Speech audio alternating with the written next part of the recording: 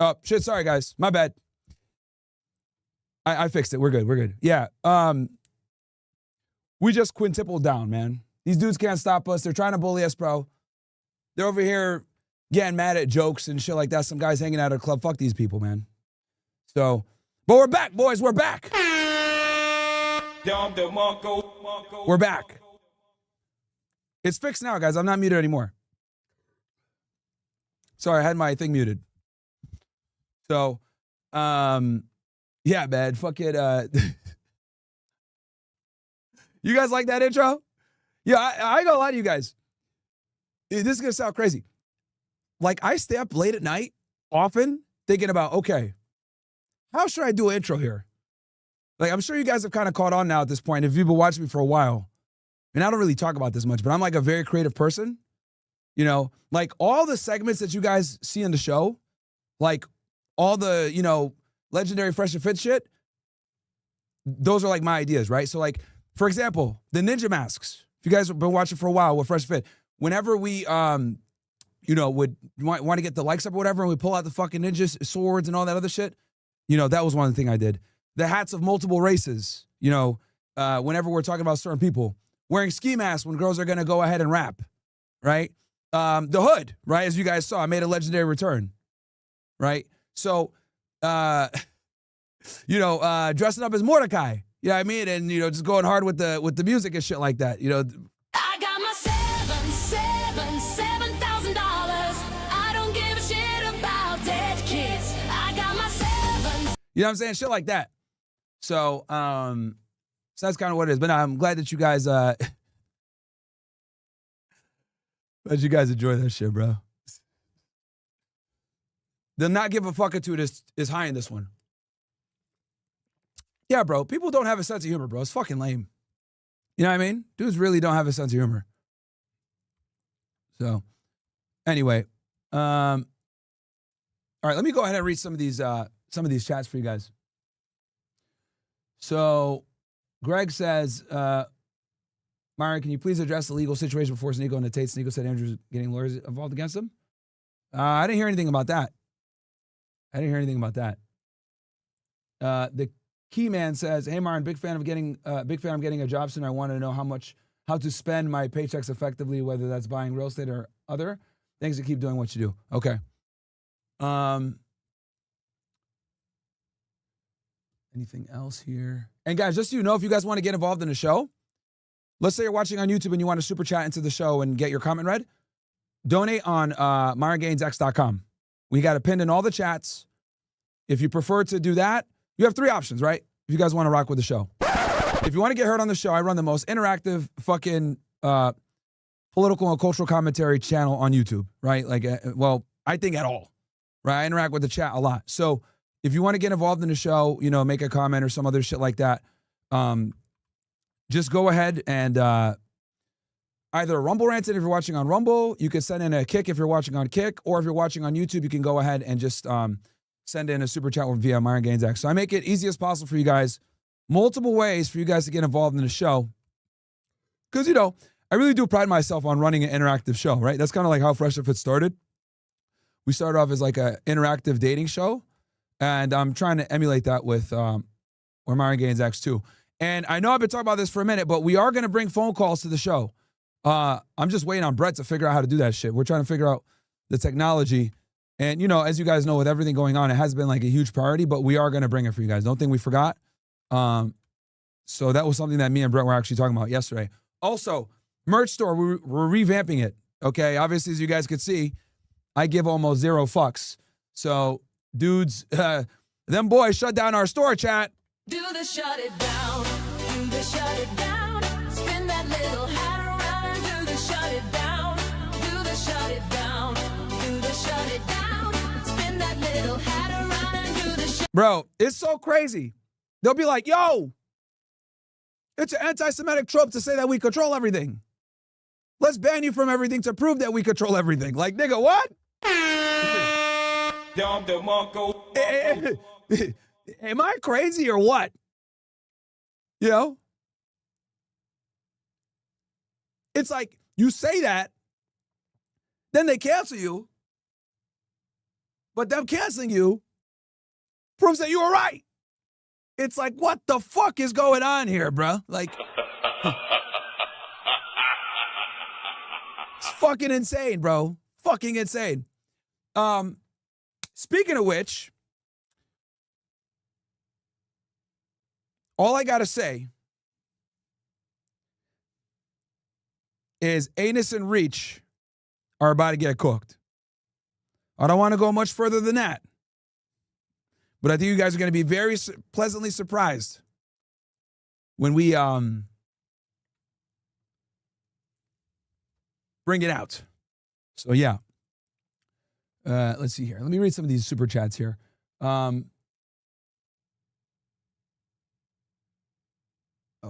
So we got here Pickle and Peach have no reach, all 20 to 26. Yeah, bro. Yo, they're so... Hold on. Let's look here.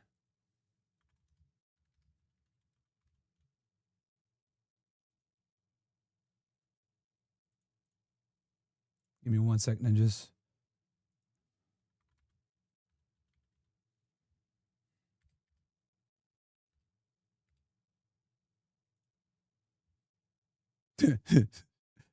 Yo, these niggas are bums, bro. Yo, these niggas are bums, dude. I'm telling you. I've been telling y'all this for a minute, dude. These guys are fucking losers, man. They got no growth for the last 30 days. It was negative 10K, and now it's down to 0. Bro. Boots on next, though. Boots on next. I know a lot of you guys are like, yo, Myron, don't make fun of them. They're nobodies, bro. Don't waste your time. Nah, bro. These niggas need to get fucking hit back, bro. These bum-ass motherfuckers. And then they came out with like this weak-ass fucking diss song. That shit was whack. Fucking trash. But it's okay. We got something for those bitch-ass niggas. We got something for them. I wasn't kidding around when I said boots on next all 2026. People really thought I was kidding around. Oh, Myron, you're not going to do anything, man. Come on. Why? Right?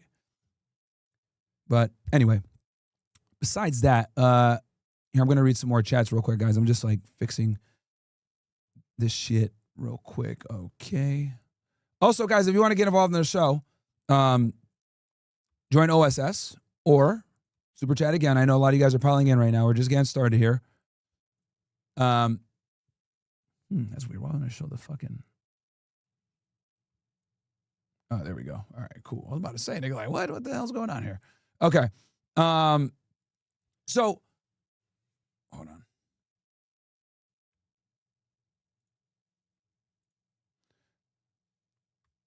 As you guys can see, I'm a fucking perfectionist here. Okay.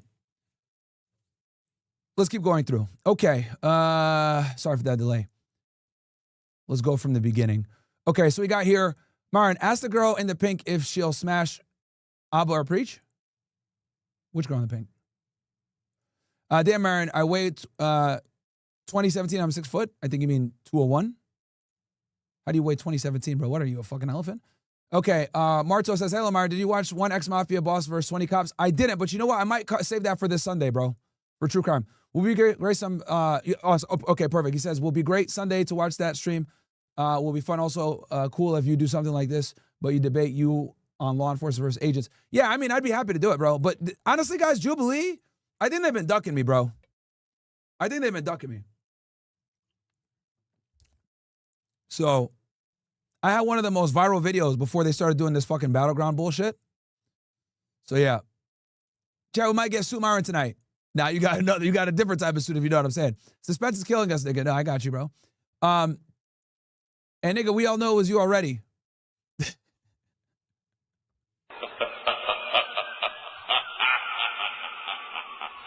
Okay. Bro, check out women being stupid and trying not to take accountability. Okay, we can get that shit. Yeah, but yeah, I be coming up with crazy ideas like that. But yeah, look at these niggas are bums. Yo, compare this sorry ass channel to my shit. I'm demonetized, bro. I just lost my Instagram yesterday. Still cooking, bro. Still cooking these bum ass dudes. How many views these niggas got? 15M with 2 million subscribers? I got 23. And I multi-stream. Could you imagine if I just did this shit on only fucking JTube? Bruh. Boots on next all 2026, bro. We're going to destroy them with our success. So anyway, that's a whole other conversation.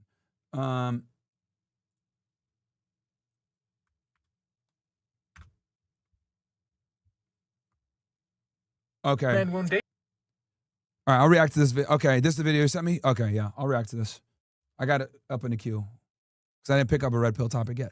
Okay, what can we do to go back to when people weren't so soft? I need to become the Fuhrer. Myron, Mr. Gaines, would you rather let Preach stay at your place for a year or fight Abu with one hand tied behind your back? Fight Abu with one hand tied behind my back. There, Myron W. Brad WFNF. Appreciate you, let Red Pill Clippers. Rob says, Fat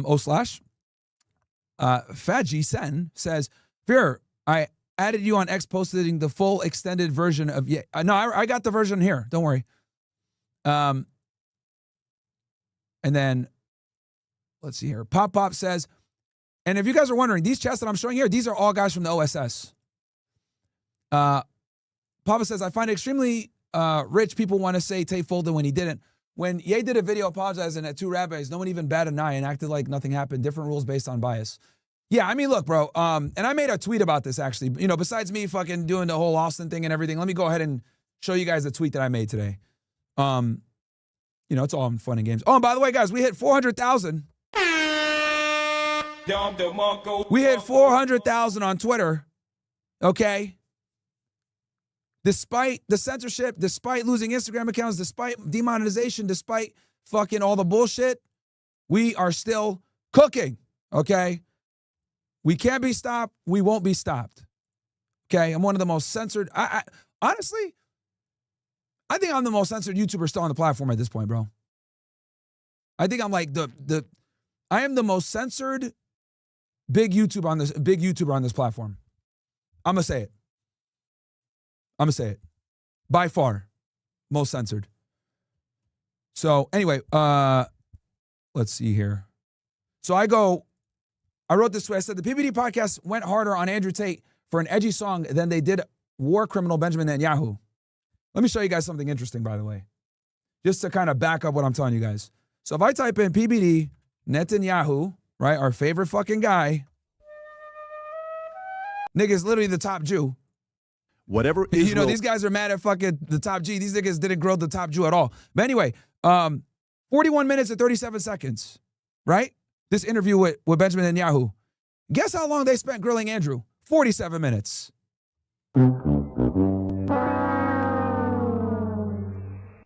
And what makes it even crazier is Sneako and the Tates are donating thousands to feed starving children and innocent people in Gaza.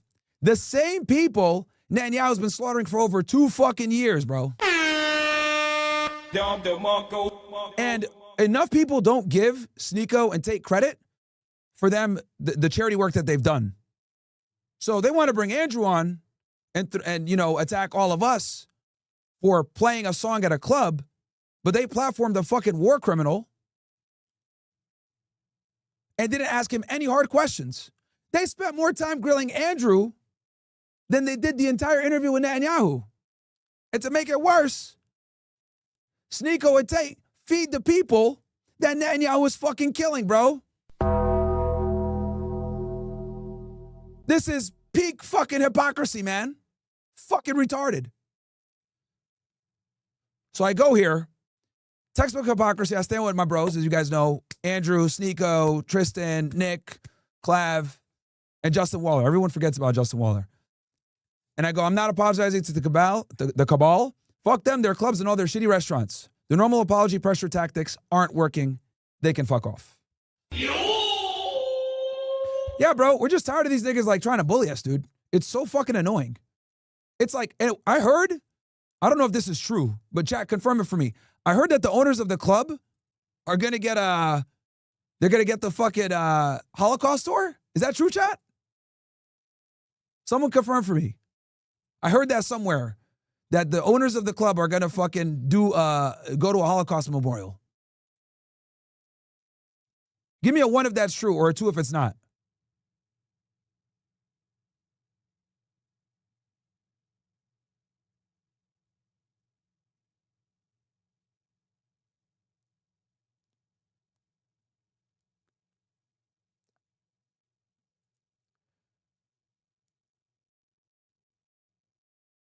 I'm looking at your thing.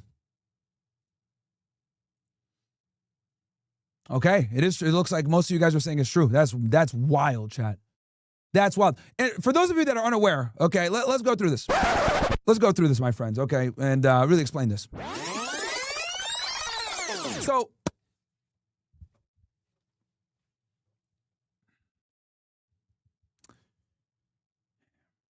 I'm going to give a clean version of this, and I can go on to this in greater detail on OSS. But what I'm going to say, just for the purposes of this conversation, and to kind of make this YouTube friendly, understand that it's an organized international cabal. And if you say or do something that they don't like, they're going to put you on the humiliation tour. Okay?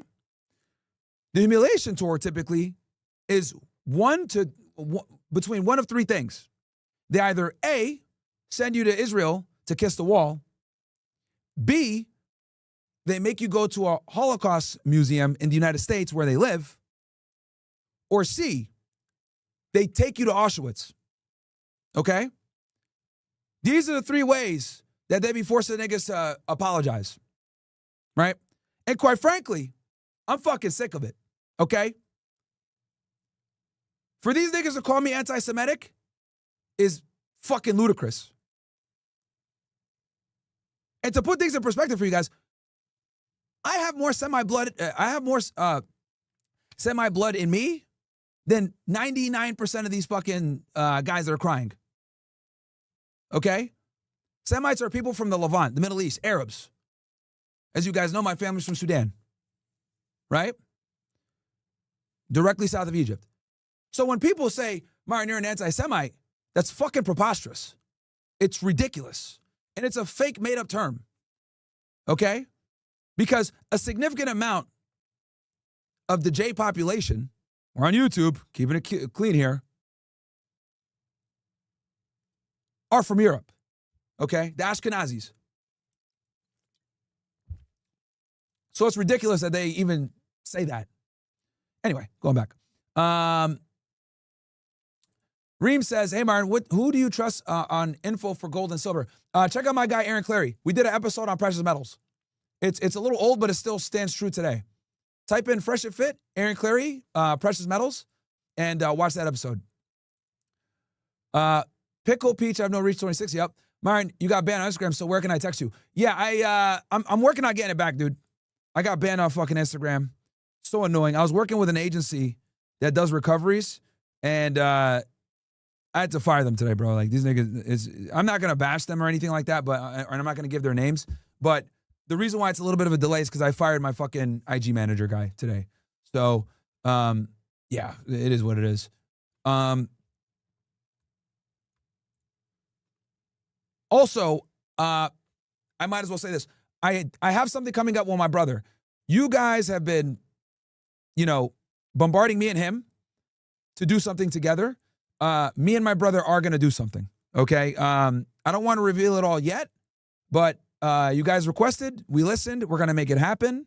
You guys are going to go ahead and get to see me and my brother in action. Okay? So we're going to make that happen. And my brother's young. He's in his early 20s, so he's going to be able to identify with a lot of you younger guys too. So yeah. Yeah, like, I mean, you guys know. I'll show you guys a personal picture real fast. I never share pictures of my family, but I'm going to show you guys this.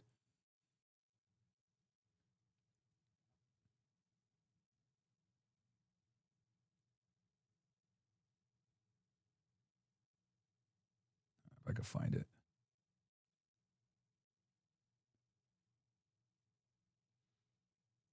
And guys, honestly, bro, like, if you have a sibling and you're not getting along with them or some shit like that, guys, like, make amends, man. Make amends. You never know when you can die, man. Me and my sister had a little bit of a rift, but we squashed the fucking, situation. You only get one family, chat. So, it's not worth it. Since we're on this topic, let me see if I can find this shit. Where is this? Goddamn shit. I know I had a picture of it. It was from his graduation.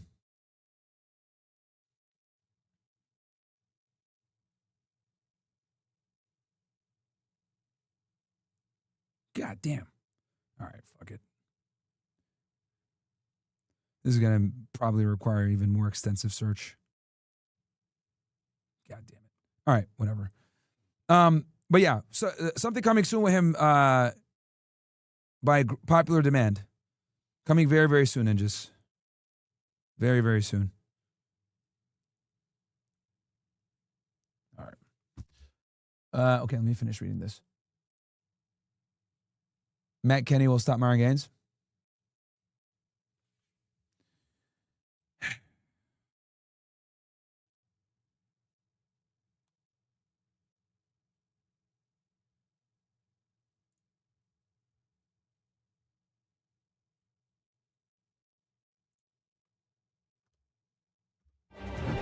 Looks like you're going to the Shadow Realm, Jimbo.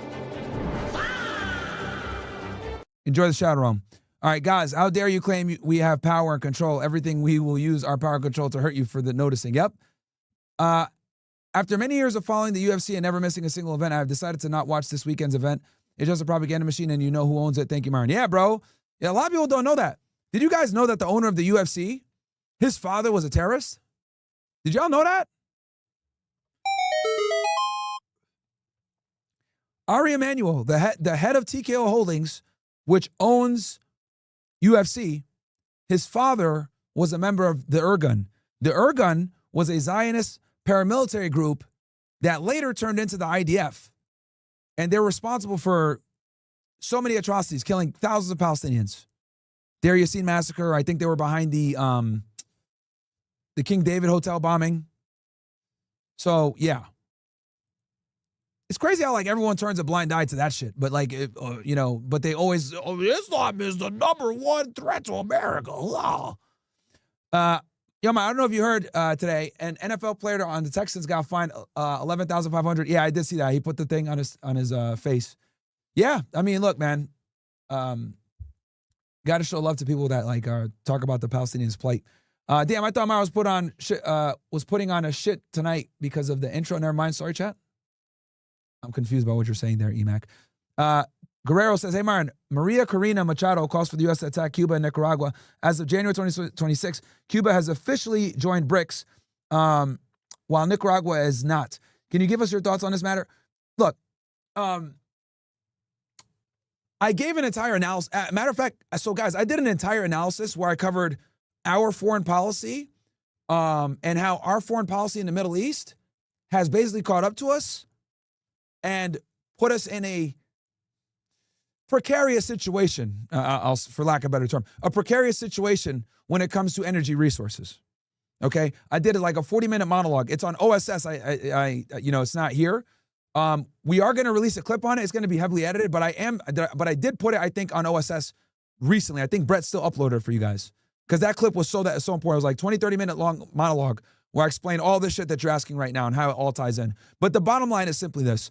Our poor foreign policy in the Middle East has put us in a position where we now must start projecting our power in our hemisphere. But if we had just exercised better diplomacy in the Middle East, we probably wouldn't be in this situation.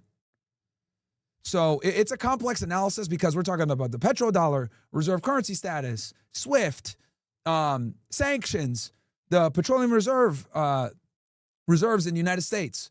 Like, I brought up so many different points and put it all together and weaved it for you guys in one monologue to explain how the fuck we got here, right? So yeah, of course, we got some retarded nigga in the chat named, what's the nigga's name? This ranking today? Oh yeah, enjoy the shadow run, bro. Mod's already got that nigga out of here. Gave him the fucking Jazzy Jeff. Guys, I don't have a problem if you got different viewpoints than me or whatever, but one of my pet peeves is when motherfuckers try to rush me as I'm doing the show, okay? So, if you say some dumb shit like, bro, move on to the next topic, fuck out of here, man. Okay, you will go meet Toon World. All right. Hey, bro, appreciate what you do. Play $7,000 for me in honor of the club. Have you thought about making decal stickers? I don't know. Tariq X, fresh about to go live and grill Sneako for hours? Nah, he's not. Or I don't think so. BFD, Jubilee, Facts, Moron Gains. Thanks, Matt Kennedy. Enjoy the shadow on nigga. Call Sneako, new top G. Is he still on? Oh, yeah, there's been some shit at the brand risk. We can also cover some of that. I didn't know that they had like the weigh-in conference and all the other shit. Vitaly showed up on there too. Hey, what's the word on April 20th? I'm going to start looking at flights and hotels. We're going to do it April 20th. Sneako corny calling himself top G. Tate is right. Sneako talk shit behind Tate's in your back, Myron, constantly. He doesn't really talk shit about me behind my back. He's critical of some of my viewpoints, but, you know, I don't really, he tells me to my face. It's not like he's like fucking actively trying to bash me. So, Sneako likes to ask questions, bro. I don't get offended. Had issues with the whole fam. They fucked me over for a little more than a couple mil. That's why I cut them off. I don't fuck with them, but talk to mom and sis, no one else. All right. World is that 6 million Jays were terrorized by a nightclub incident. Van Dome 2026, never again. Yeah, bro, it's fucking crazy. Send them back says, my sister blew up on me for my views, which I haven't put upon her, from what she's heard from my old friends and tried to turn my mom and dad against me. Yeah, it's stupid. Mainly Matt. I remember back when I had to take a field trip to the Holocaust Museum and do a study on victims of the Holocaust in middle school. Yeah, bro. I'm telling you, it's a part of our indoctrination. Dane Winter says, damn, you're right about getting closer with your siblings. I have a sister I would like to do that with. How did you do it with your sister? Just send a text. Let's bury the hatchet. When are you free to talk? Simple. And then call her on the phone. Text won't do it justice. Doesn't have to be a long phone call. Turnquest Films. Myron Gaines X. My son is one of the naval ships currently sitting outside Iran. Marines are on board too. Still waiting to hear back. Shit. Thank you for that update, Turnquest. Appreciate that. That's real-time info, guys. So let's see what else we got here. Myron, have you seen the new He-Man trailer with the woke BS in it? Bro had a he-him shit. That's why you, the Tate, Nick, and others are so famous and well-known. The He-Man trailer? Send me a link. I didn't hear about that. Henny Chris. Okay, Red Pill Tech Bro says, what's your thoughts on Royce White? He's an ex-NBA player running as a Republican candidate for Minnesota Senate. I feel like he deserves some attention as James Fishback. I don't know. I'm not familiar with his policies. I might have Fishback on the show. I'm sorry, I might bring Fishback on the show, so we'll see. Chewy1995 says, brother, my mom is a huge fan of yours. Her name is Lucia. Can you give her a shout out? Lucia, shout out to you. Shout out to you. There's nothing better than a red-pilled mom. That's who red-pilled me, by the way. I saw a post about Bibi not showing up to Davos because Switzerland was going to enforce ICC warrant against him. What are your thoughts of that? Bro, that's what I'm trying to tell y'all, bro. People forget that this guy Netanyahu is literally a war criminal. Bro's got to, whenever he flies over Europe, just so you guys know, anytime he flies over Europe, he has to take like a long-ass roundabout way to get to the United States or wherever he's going. Because if he goes into the airspace, niggas are going to arrest him, bro. Like, what? Like, Bombocard.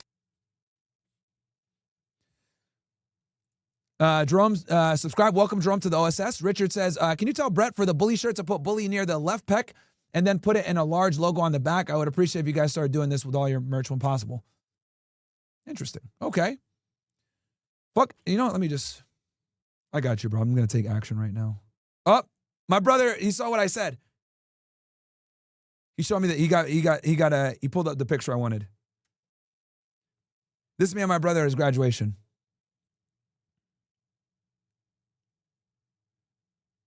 So, yeah, man. Yeah, you guys, that's a rare time you guys see me without merch. I got the fucking New England flannel. So, yeah. I love my brother very much, guys, as you guys know. Talk to that nigga like every day. So yeah, we're gonna do something soon. He's watching the stream right now. Let's see here. Oh yeah, let me tell Brett my I got you right now, bro. Richard, I'm gonna take a picture and give this to Brett right now. Because that is a good suggestion. Boom. Hey man, I don't wait, guys. No procrastination over here.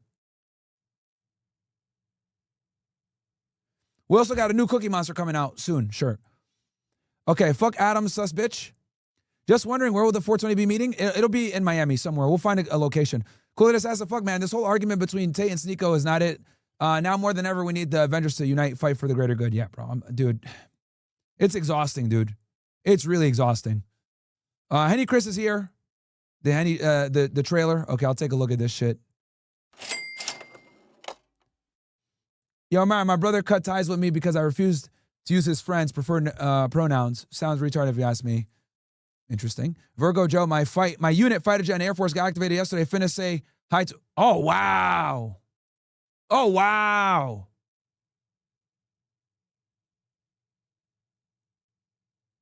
Wow. Bro, that's the beauty of the OSS, man. Guys, we got some real niggas in our community, just so you guys know. We got doctors, lawyers, government officials, cops. So our community has a lot of fucking talent, bro. Virgo, thank you for that, bro. Wow. Virgo, give me an estimate. What are you thinking, dude? What are you thinking? Obviously, don't share anything classified. I don't want you to get in trouble. But if you could give us a rough estimate of when you think this is going to happen. People that I've spoken with are saying they're thinking mid-February. Mid-February. So let me know if you agree with that. You're obviously on the ground. You're going to know way more than me. So I'm really excited to hear your thoughts on that, bro. Shoot another chat in and let me know so I don't miss it. But thank you for that info. Now we got 2 people confirming this shit for us. War is on the horizon, bro. And you know what that means? Boom, boom, boom.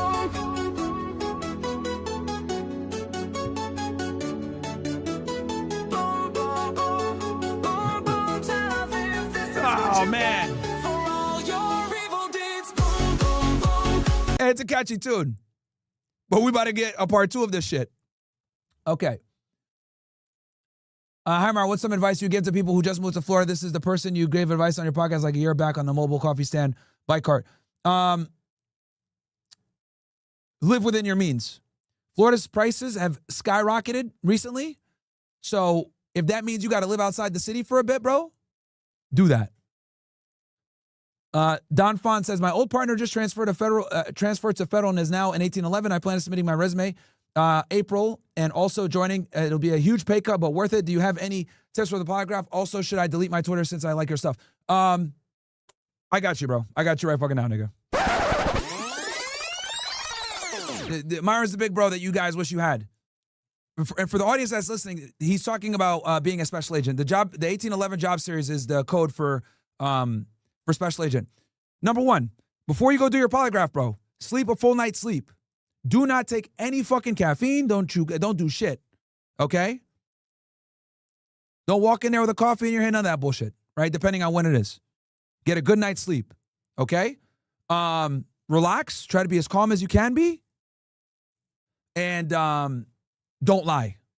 You got to make sure that whatever you put in your SF50 matches what you said on the polygraph. I'm going to say this one more time. For anyone out there that wants to be an FBI special agent, DEA, HSI, right?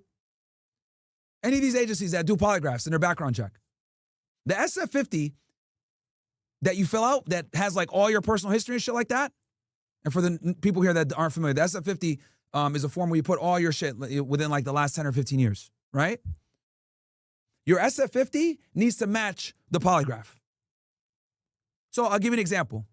Let's say they ask you on the SF50, have you used drugs in the last 7 years?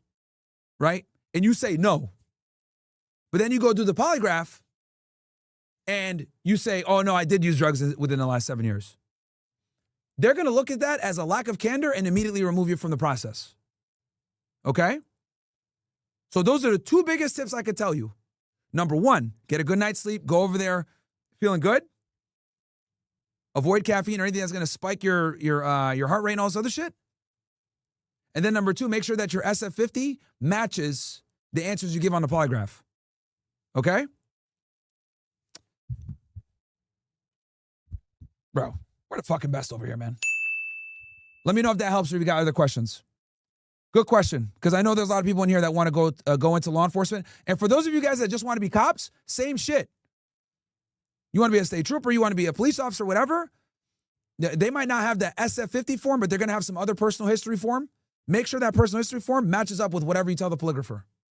Do not lie, guys. Do not lie. That's the fastest way to ruin your law enforcement career, because then you're going to become a what's called a testimonial risk. You're gonna have Brady issues and shit like that, you know, and you don't want to deal with that.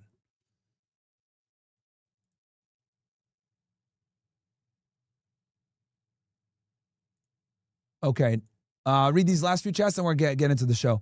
Alejandro Ramirez, did you see Nick Fuentes release Epstein's quarter-zip jacket in a merch launch? Yeah, I did. That shit was funny, bro. Yo, me and Nick just don't give a fuck, guys. Me and Nick just really don't give a fuck. So, that shit was hilarious when I saw that. Shout out to Myron, bro. Almost blew his back out on his Avengers stream. Best bro ever. I'm confused. What the hell that's supposed to mean? Pause, man. Club owners, when they found out that they had to visit the museum in Auschwitz. Yeah, bro. Niggas was pissed. Yeah, fuck. Ah! You saved me from a disrespectful ass girl months ago, and you motivated me to get swole in the gym. I have a much better girl now. Thanks, dude. Also, I got my money up and made my ex eat that shit. Yes, my friends. Yes. The best way to win is to fucking be successful. Love you, brother. Appreciate you holding the boys together and always having your boys back. I hope Sneako takes Pierce Morgan interview as an opportunity to stay united. Master chess move. Yeah. Yeah. I mean, I'm just trying to help out here, man. Honestly. That's all I'm trying to do. So, all right. We got what? Almost 10,000 you guys watching right now. Actually, more like 11,000 you guys. I must be on the front page of Rumble or some shit like that right now. Yeah, let's get into the show, guys. So, the first thing we'll cover is this red pill topic that was brought to me by one of the OSS members. And guys, do me a favor. Don't forget to like the button, hit this like button if you're watching on fucking JTube. And you can smash the like button on Rumble too, if you want. But YouTube is the main one that you got to smash that like button so we get the fucking engagement. Actually, more like this fucking bitch ass nigga platform. Hold on 1 sec, guys. All right, let's play this video. Hate me. Well, I think you just told us why, but let's see. I wake up naturally before 6 a.m. No, that's not the reason. I work up 7 days a week. No. I have way too many hobbies. No. I don't watch TV. No. I expect direct it. No. Inconsistency gives me. No. If someone hurts or disrespects me, I quietly input. No. I'm a lover girl to a foot. No. I have a zero tolerance policy for hot and cold. No. I don't entertain cat and mouse games. No. If you spend a lot of time with me, I will convince you that you're capable of everything you've ever dreamed of. How could that be a no? I read you like a book. No. I'm in a different country at least once per quarter. Okay, there we go. Now you're saying the truth. Yeah, that's a massive red flag. I am expensive. Oh, so you're a gold digger. You saved the last two for the actual reason that most men don't want to entertain a 30-year-old expensive woman. Oh, it's because I have a lot of hobbies. No, it's because you're a gold digging. Now, here's the thing. I'm 30 years old. Here To call a woman a gold digger, and I see where he's coming from with this, but like to call a woman a gold digger is like saying water is wet, right? It's kind of like it's kind of retarded to say, and I'll tell you why.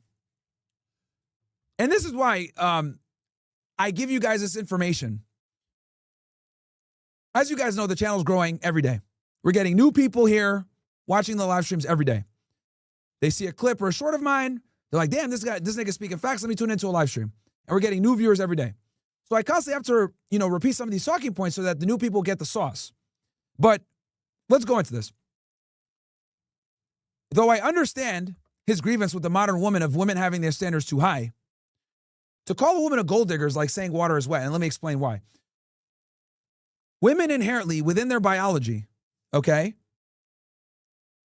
do not have the ability to provision and protect themselves alongside offspring.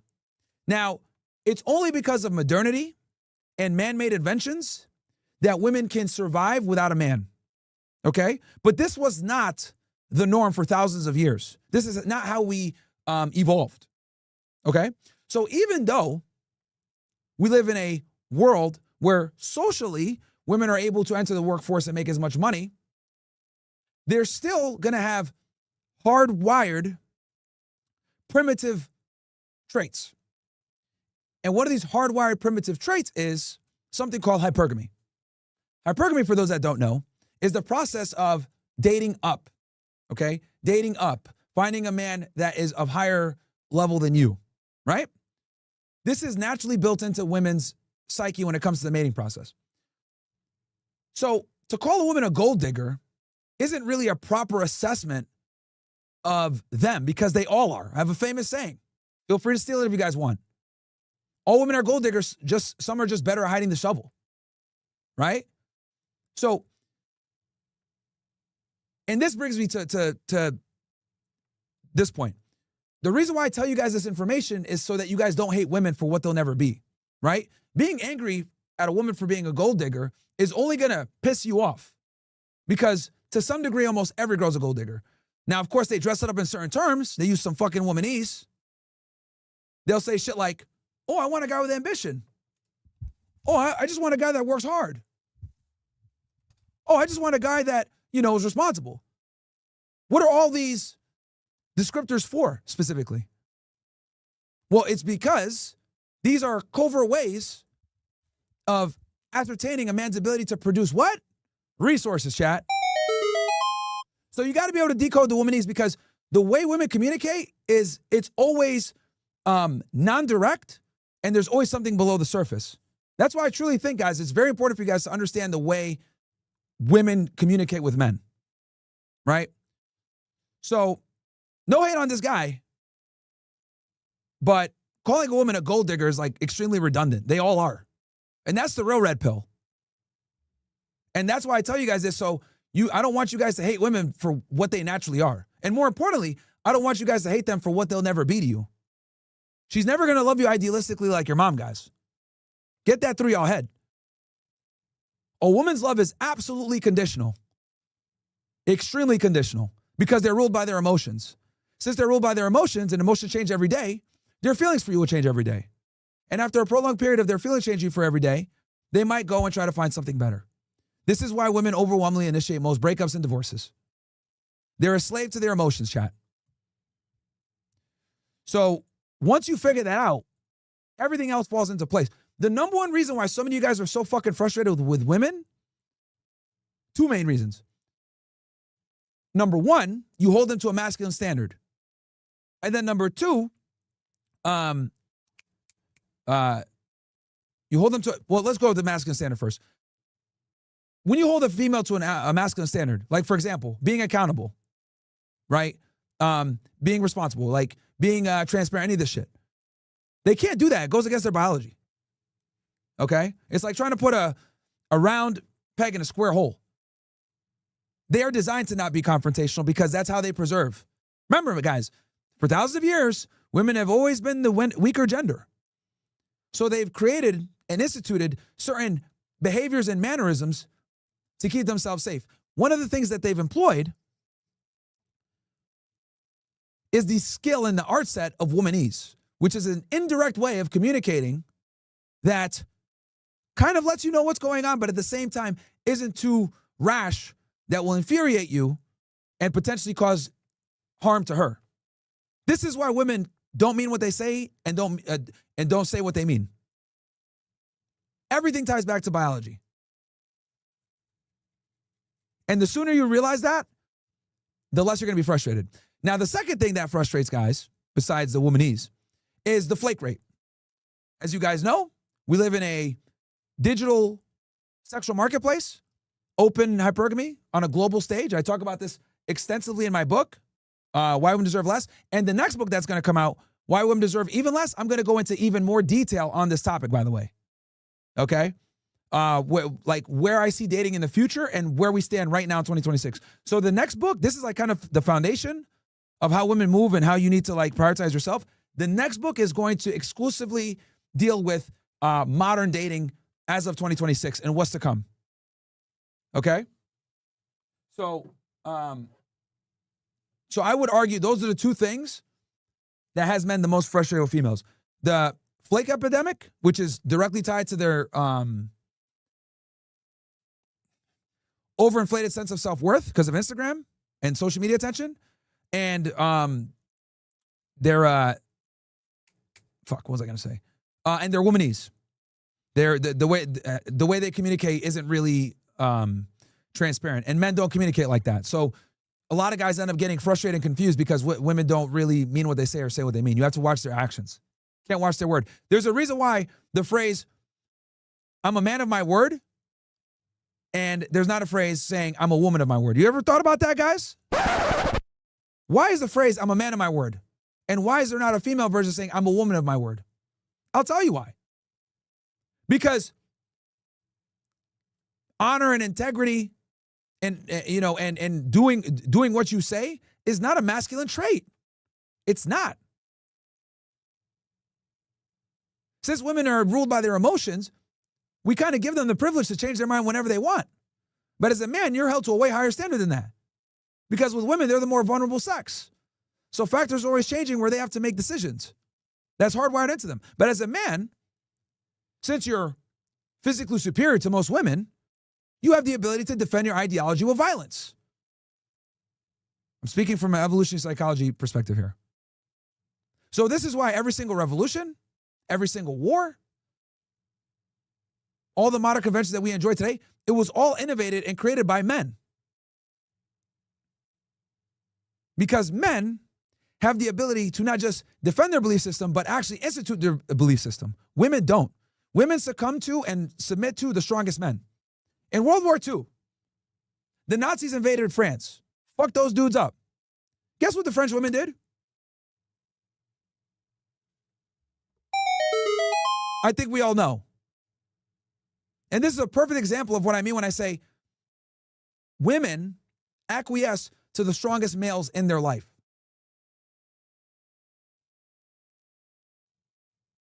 So anyway, give me ones that all make sense, guys. Give me ones that all make sense. And smash the like button. Okay, let's get to the next topic. Okay. I think us men are just going to end up like the dude from Blade Runner 2049 with an AI hologram wife, unfortunately. Yeah, bro, nigga, I wish I did not agree with you on that one, dude. I wish but that's just coming, bro. I am telling you, I'm going to go into more detail on this in my second book, but I'm telling y'all within the next 50 years, bro, cooked in the next 50 years, bro. And we got 11,000 of you guys watching right now. Welcome to the show. Hope you guys are enjoying it. My goal for 2026 is to take over in the political and cultural commentary space. So welcome to the stream. I hope you guys are enjoying it. Myron, I'm an OSS member. However, I prefer to consume your content on my TV, which does not have locals as a download application. Anytime you move over to OSS only, I have to pull out my MacBook. Can you find a workaround for this? You could use locals on your TV. There's a bunch of guys in the OSS that do that, bro. You could use it on your TV. Hassan, hey, Myron, lots of respect.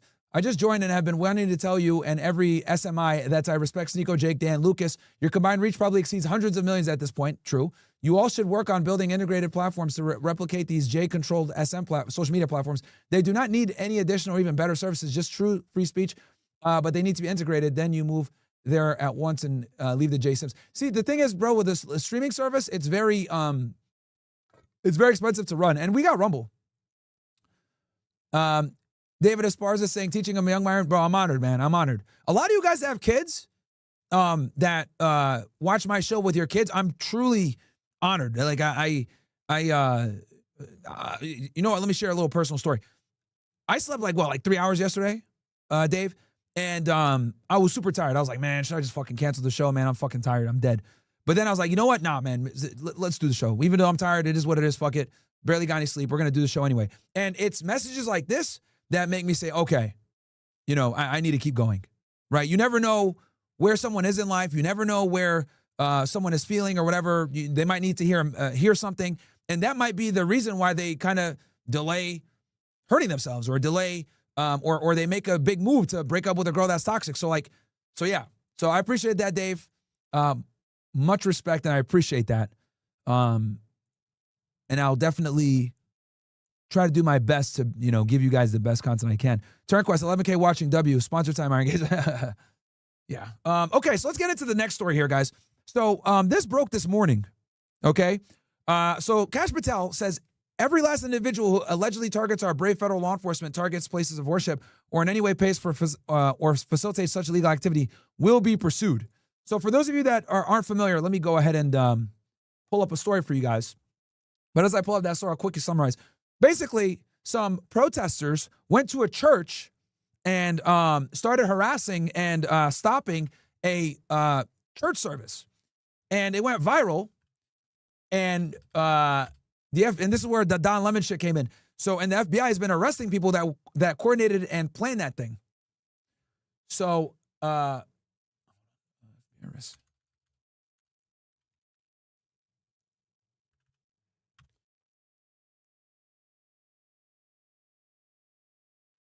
3 minutes ago, FBI stormed Minnesota 23. Nope, that's not it.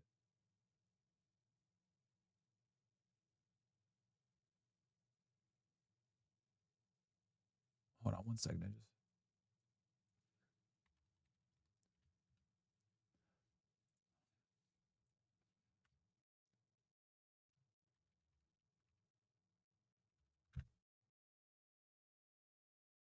All right, here we go. Yeah, so all the bigwigs were making this announcement earlier today. Let me show y'all. Hold on. Actually, which other ones they got? We can watch this one. Retired NYPD. So, so this is what Kash Patel said, and then this is what Pam Bondi said. I even gave her credit. I said, rare Pam Bondi W. So she goes, minutes ago in my direction, HSI and FBI agents executed an arrest in Minnesota. So far, we have arrested Nikema Levy Armstrong, who allegedly played a key role in organizing the coordinated attack on a city's church in St. Paul, Minnesota. We will share more updates as they become available. And this is the clip that they're talking about, by the way, guys. Let me show you. Do they have it here?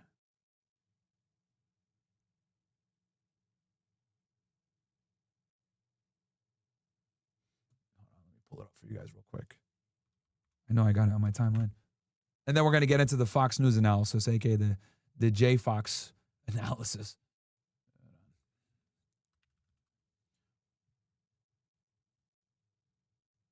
Oh yeah, Theo Vaughn liked one of our comments, by the way, guys. Hey man, we're cooking, chat.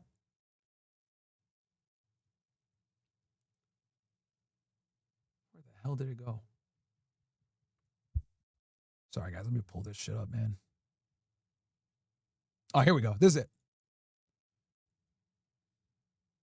it. I showed you guys this the other day. This is what led to these idiots getting arrested.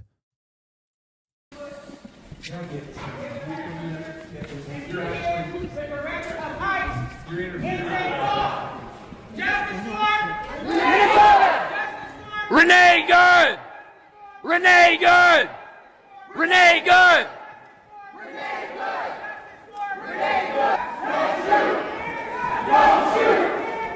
Bro, this is so retarded. Like, why would you go to a church and do this? Like, what the hell do they have to do with deportations of Somalians or deportations in general? Like, what the fuck?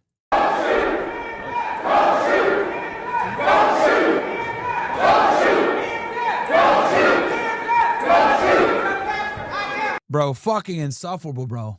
Holy. Heads up, don't shoot. Shut the fuck up. Yeah, man. Where's Uncle Phil when you need him? Throw these niggas out of here. Where are you? Where are you? Where are you? Where are your people? Why are you not at Whipple every day fighting for the humanity, standing for our people? Where are you? You drink your coffee, you got your jewelry, you have your nice clothes, but what do you do? What do you do to stand up for your Somali and Latino communities? I'm not going to comment. You have no comment, exactly. Say your name! Say your name! Say your name! Renee Good!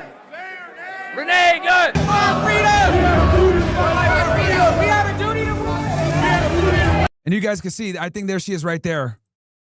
I think this is the woman that got arrested. You guys can see she's leading the thing.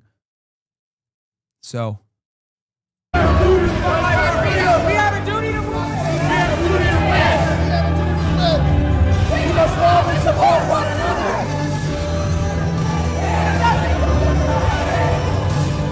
All these comfortable white people who are living lavish, comfortable lives while children are dragged into concentration camps. This nigga got arrested too. You're living real life, nice lives with your lattes, doing absolutely nothing for your Latino and Somali brothers and sisters. You come here to a man wearing a suit. Is a preacher? Did Jesus wear a suit? Did Jesus profit off the words? No. Jesus would dine with immigrants. Do not touch me. Touch me again and see what happens. Hey, you can't. You are a fake Christian. Why are you not standing with your Somali and Latino communities? Why do I not see you out at Whipple every day protesting this attack on humanity? Where are you? You're sinners. You're pretending to be Christians. But we know you live an easy life, don't you? A very easy life while people are starving. Bruh, insufferable. Shame. Out now. Look, I'm human, and I understand humanitarian relief. But going into a church, right, to annoy these people is not the way to do it, right? Like, let's say I'm on fire. Am I going to walk into like a fireworks store? You know, oh shit, my arm's on fire. Oh, well, there's a pool right there and there's a fucking fireworks store there. Oh, well, you know, July 4th is in a month or two. Let me go in there. Like, what? Don't make no sense, bro. Like, what the? Bombocat! You know, we understand your intentions. I respect their freedom of speech. But like going into a church to protest immigration is literally like walking into a fucking fireworks store 3 months early before July 4th instead of going next door to the fucking pool and dousing the fire. It's retarded. Retarded, bro. I understand their message, but doing it this way is stupid. Out now. Living real comfortable while the people starve. Living like, what does this accomplish, bro? Heckling a bunch of Christians. What does this do? This is why everyone hates progressives, bro. But I'll tell you this, though. Progressives mobilize. That's one thing I'll give these dudes credit for. Progressives absolutely mobilize, and they're about that life. Way more than Republicans. I'll give them that, dude. These niggas hit the streets. They're protesting all day. They're screaming, no justice, no peace. Black lives matter. Like, them niggas are out there all fucking day, bro. You know, dudes don't work. They got their fucking Antifa masks on. Like, bros go hard in the paint, man. Conservatives, we don't do that shit. We got jobs and families and shit. And plus, conservatives know that if they do anything, they're going to jail. Look at January 6th, bro. They went and arrested all these January 6th dudes. But it took Charlie Kirk getting assassinated for them to even look at Antifa and finally designate it as a terrorist organization. Like, what? All right. So anyway, now that you guys got the background, let's go into some of the analysis here. We saw Pam Bondi's tweet. Kash Patel. Now see this. This thing feels like it is growing. What did you think about the interview from the jail? Yeah. Can we take it seriously? Here's the thing. Obviously, she has an incentive to say what she's saying. She's looking at 30 years. She's very involved with this. The danger for the people she's talking about, Waltz, Fry, Ellison, and others, is the fact that she can serve as a pointer. Whether we choose to believe her or not, it comes down to will a grand jury, or ultimately, if it goes to trial, a petit jury, a jury of her peers, 12 people, potentially believing her testimony relative to these other people. But when you have somebody like this that was on the inside, we always called it in intelligence a pointer. She's there to tell you as you go through a mountain of emails, a mountain of communications, which we know they serve subpoenas to get, those subpoenas for documents, right, including electronic documents.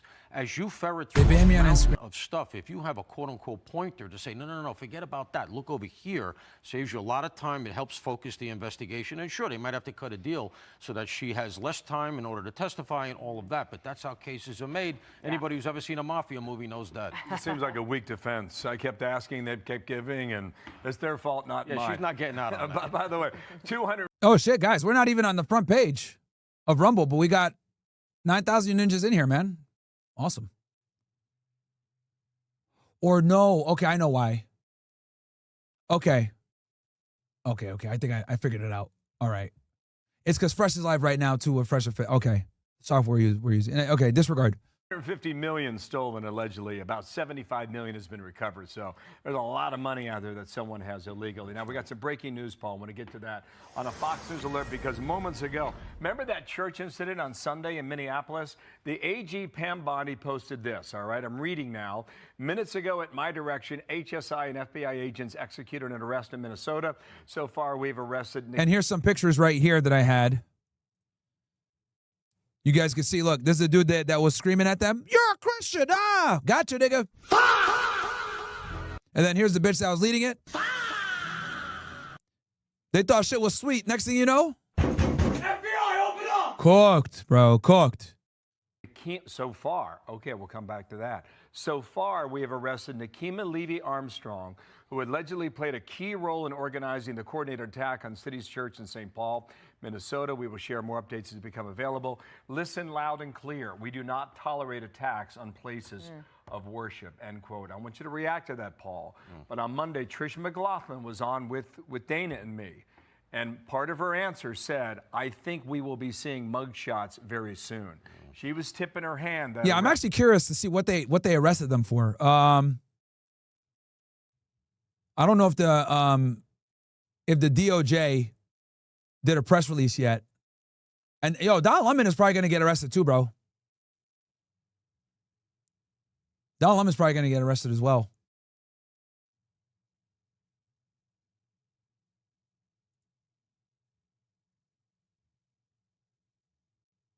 Arrests were on the way, and this is the first one that's been. Okay, long-time activist, blah, blah, help local, okay.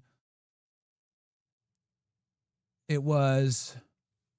Justice Department officials have said in recent days they are considering charging the protesters under the Freedom of Access to Clinical Entrances Act. The FACE Act prohibits physical obstructing or using a threat of force to intimidate or interfere with a person seeking reproductive health services or seeking to participate in a service at a house of worship. Okay. Yeah, and I know they were talking about like the Klan Act as well. There were a couple of different charges that they were throwing out there. I remember Benny Johnson did an interview a couple of days ago with, I think, one of the AUSAs, something, the Heat or some shit like that, and she was explaining the Klan Act. Yeah, and you know, look, there's going to be very, very little that they can do in defense of this because it's on film, and for once they didn't cover their faces. Now here is the thing that's going to come out of this.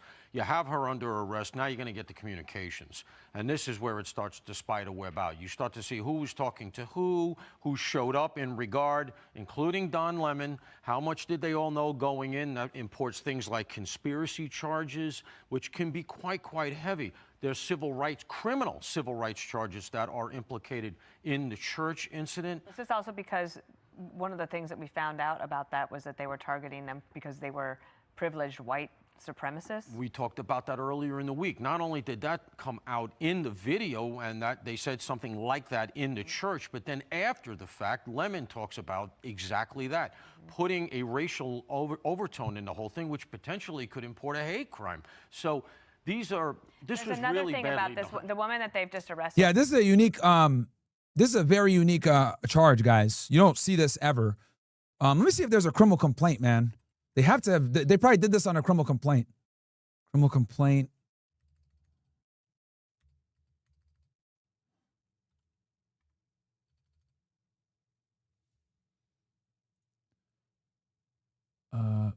I keep playing this. I talked a little bit about this on the 5 yesterday because Cam Cawthorn, he writes for Fox Digital, and he had a piece about her. So she's been doing professional protesting and organizing for a long time.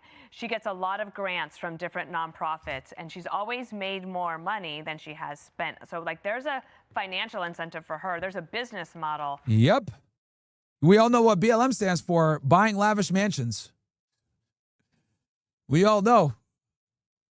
For these types of things. We've talked about this really since I've been on the network. One of the things that I've tried to sort of bang the gong on that I think a lot of police who do investigations see that the public doesn't see is that there is a career protester. And it has developed over the last, let's say, dozen years or so into a very lucrative industry. And you have people who do this for a living, make a ton of money. Yes. They weaponize people who don't know any better, and to use the Leninist term, useful idiots. They're looking for any cause in the world. They get them out of the campuses. They grow those groups and those institutions, and then they pick out people who want to stay in that world, who don't go back to East Cupcake and get a job eventually after college. They stay in that. They become the middle management, and it grows and it grows. It's very much like any other industry. The problem with it is if you dig down deep enough, you find out that there's tax money going into all of this stuff. Yeah. Keep in mind, she said so far, so that would indicate more to come. There's more coming. Thank you. I'm trespassing at a minimum. I mean, you were not invited in. That's I don't know. I don't see any court documents, guys. They might have arrested them on state charges, guys. They're going to follow federal charges. I think because the fact that I don't see a DOJ press release right now, or a criminal complaint, what I think more than likely is happening right now is FBI and HSI went out and arrested them on like state charges, and then they're going to come back and hit them with federal charges. So they basically just made probable cause arrests, and they're getting ready to file criminal complaints probably tomorrow. That's what I'm thinking. So they get them arrested by the state, use like some bullshit misdemeanor charge, whatever, get them in jail, and then FBI and HSI agents come back, pick them up, and bring them to federal court. I think that's what they're probably doing here. That's my professional estimate based off of us not seeing court documents right now.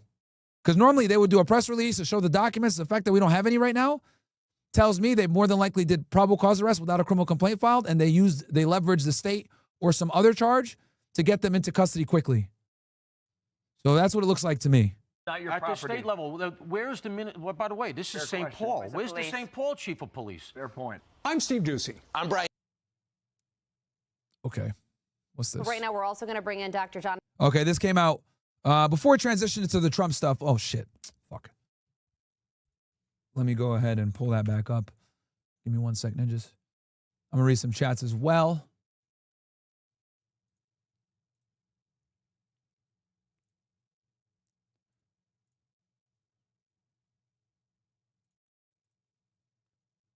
Bear with me, guys. Sorry. Actually, a quick word from our sponsors, ninjas.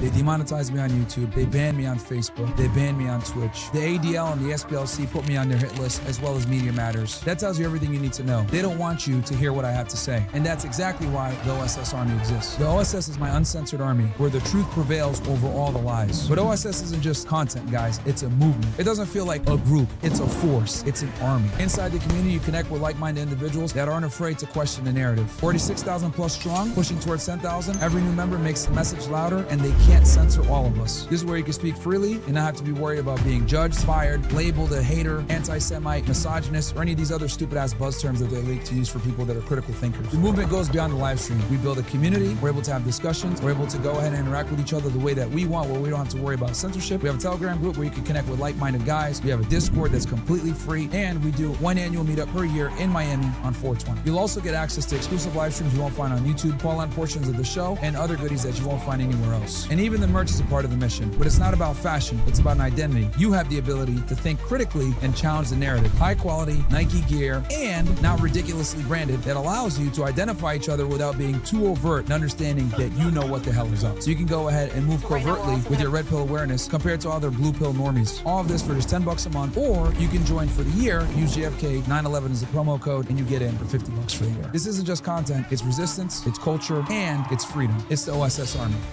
All right, ninjas. Yeah, we sponsor ourselves over here, man. Okay, this I'm able to tell YouTube, fuck off. Fucking putting hoods on and shit. Okay.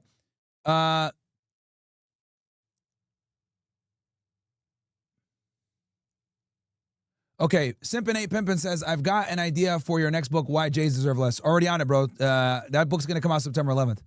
Me and my brother are writing it. Devontae, Myron, can you do a Womanizer Wednesday episode on how to understand women, and can you do a Money Mondays on how to get into petroleum industry? I'm not really in that stuff, but I know we got guys in OSS 300 that are. Okay, hey, Myron, your content saved me. I'm in my early 30s. My wife of 10 years cheated with an older married guy while I was building our future. Wish I'd found you sooner, but I'm making up for it now. Align with God. Exact role, investment property. Nice, bro. Nice. Yeah, dude, pain creates, like, change. Pop up, the woke farmer, crazy ass fuck nigga giving white people a bad look. Okay. Guys, I hate to say it, but sometime someone should have sent them bundles of sticks, yeah. So I have a family member that knows someone that protests. She told me they get paid $50 for 3 hours just standing holding up a sign. Oh, really? Yeah, George Soros probably funding that shit. Anus and Reach, next lie about you will be that you're botting views. That's why you get more viewers than them. Yeah, bro, you could tell that I'm not botting because, like, if you look at my chat, it goes pretty fast. Myron, do you think you can stop J Control? And I'm on multiple platforms. That's another way to know that's another way to tell I'm not botting. The reason why I got 8,000 right now, guys, because Fresh is live, so they're taking the Fresh Fit numbers as well here. So I really got like what? I think 2K on Rumble or some shit like that. First on the front page with Fresh and Fit right now.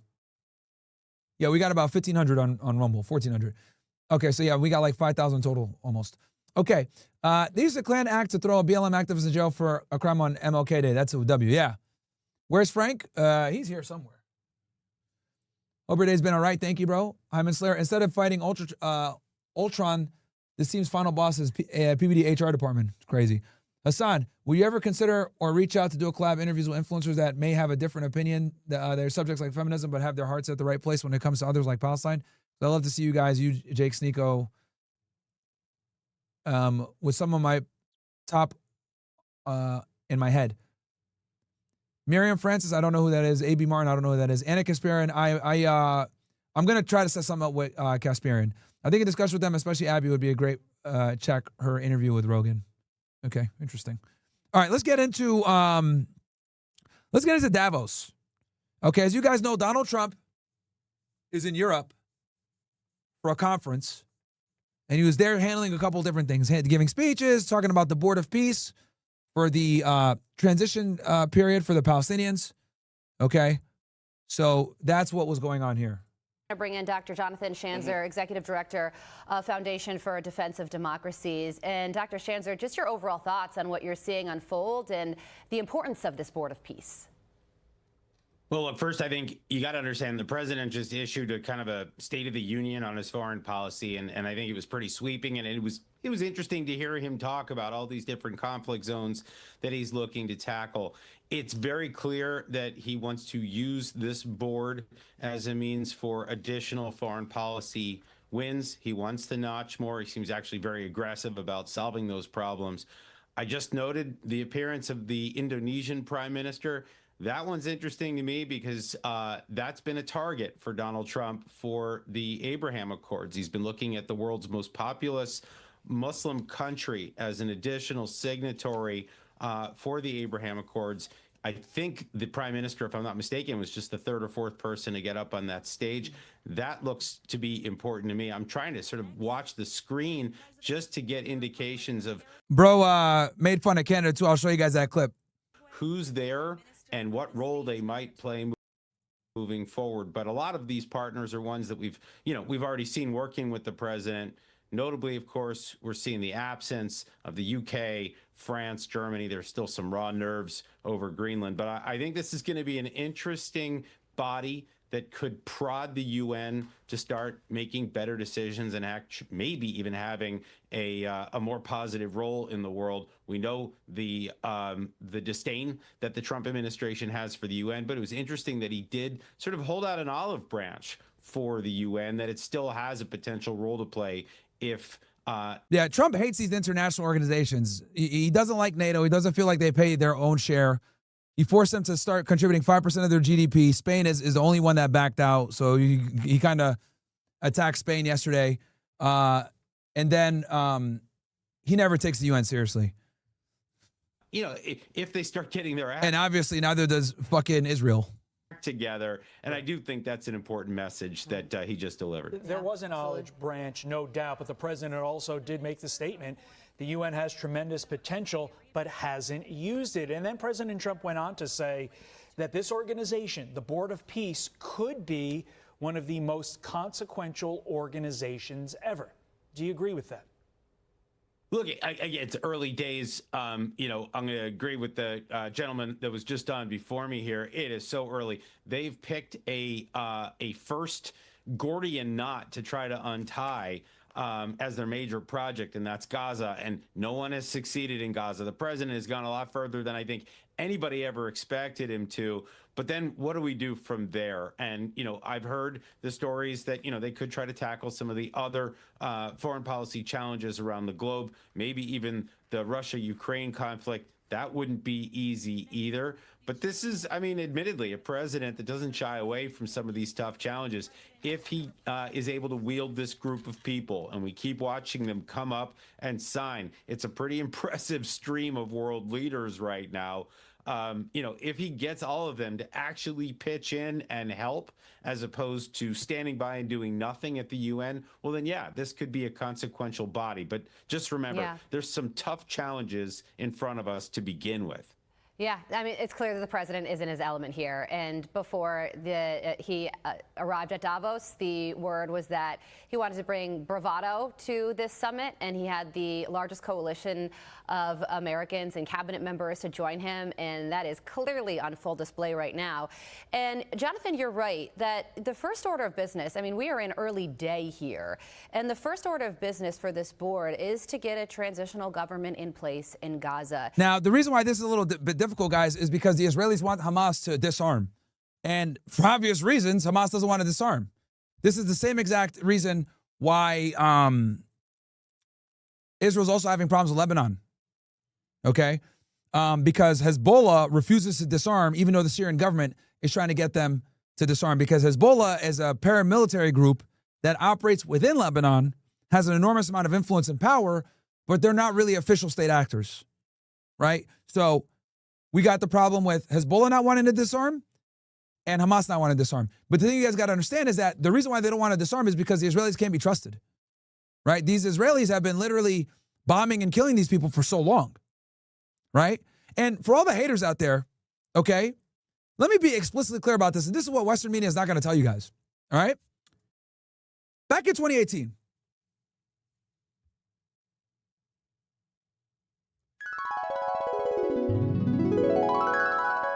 there was something called the Great Wall March, where Palestinians from Gaza were protesting and walking along the borderline, like the divider between Israel and Gaza. And it was a protest to, end the occupation, the fact that they're, not being treated fairly, etc. So the Israeli government retaliated by shooting at protesters. They killed hundreds, if not thousands of people, shooting testicles off, shooting his arms off, shooting children, right? Now, this obviously didn't hit the mainstream news because back in 2018, we know who was running shit. So all of this shit is starting to come to light now. Now that we can finally talk about this fucking topic, now people are finding out why October 7th happened. Now they're finding out why Yahya Sinwar planned the October 7th attacks. Now they're figuring out that Israel's been illegally occupying a group of people, millions of people, for decades. Now they find out that Israelis kill Palestinians with no regard for human life. This is a topic that was so fucking banned and censored. I remember if you had shown like a house getting bulldozed in Israel, like on the West Bank, you would get banned for that shit. Chat, I am not kidding around. In the West Bank, as they're expanding these settlements, these illegal settlements, by the way, prior to October 2023, October 7th, 2023, if you showed images of Palestinian homes getting bulldozed by Israeli construction companies, if you showed that, there was a high likelihood you would get fucking banned, bro. Bombakat! This topic was absolutely off fucking limits, dude. Off limits. And I really want to bring attention to that. Okay, you know what? It's time to cook somebody, bro. Hey, this idiot in the Rumble chat. Illy Desky, whatever the fuck your name is. Idiot says, Myron lives in his own jihadi Muslim brotherhood fantasy. World worse than ever, your ordinary generic Muslim. Okay, buddy. Illy, whatever the fuck your name is. How about you describe to me how I'm wrong? How about that one? Don't take fucking dumbass ad-libs. Explain to me how I'm wrong. You got the floor, bitch. You got the floor. It's been a while since I whooped one of y'all niggas' asses in the chat. So fucking daddy's got to bring the belt back out again. You have 20 seconds to fucking respond, motherfucker. Let's see what you got to say now. You're getting called out. Explain to me how I'm wrong. This idiot says Myron lives in his own jihadi brotherhood fantasy, world worse than ever. You're ordinary generic Muslim. Number one, that doesn't even fucking make sense. But let's go. Retard. Explain to me how I'm wrong. Okay, Jews are not occupiers in Israel, Palestine, Holy Land. They're not occupiers?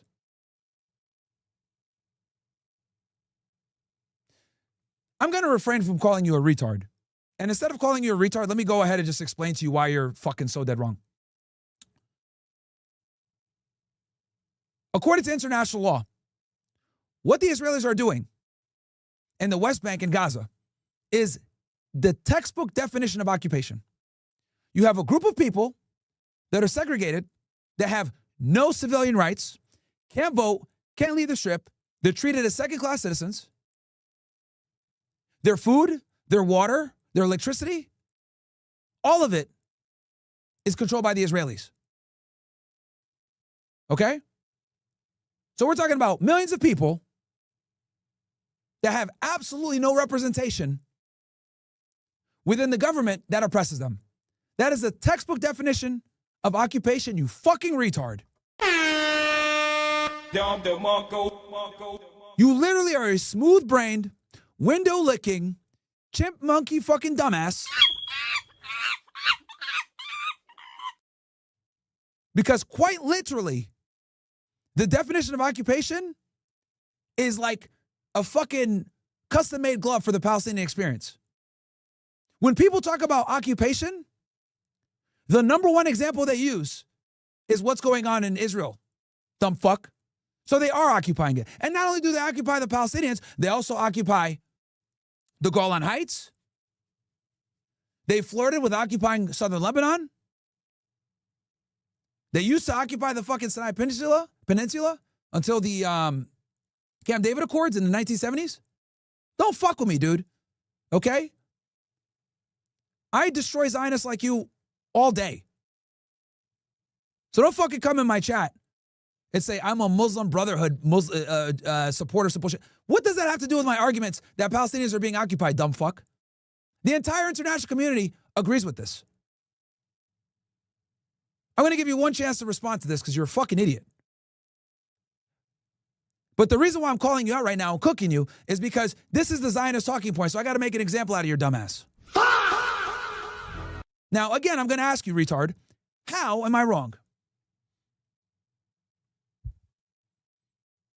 Come on, time's ticking, buddy. Time's ticking.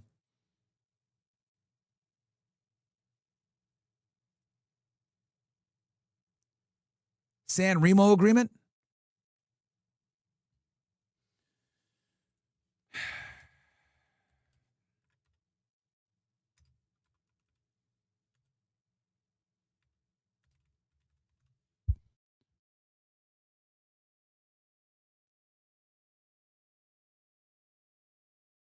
Okay, this is what this idiot's talking about.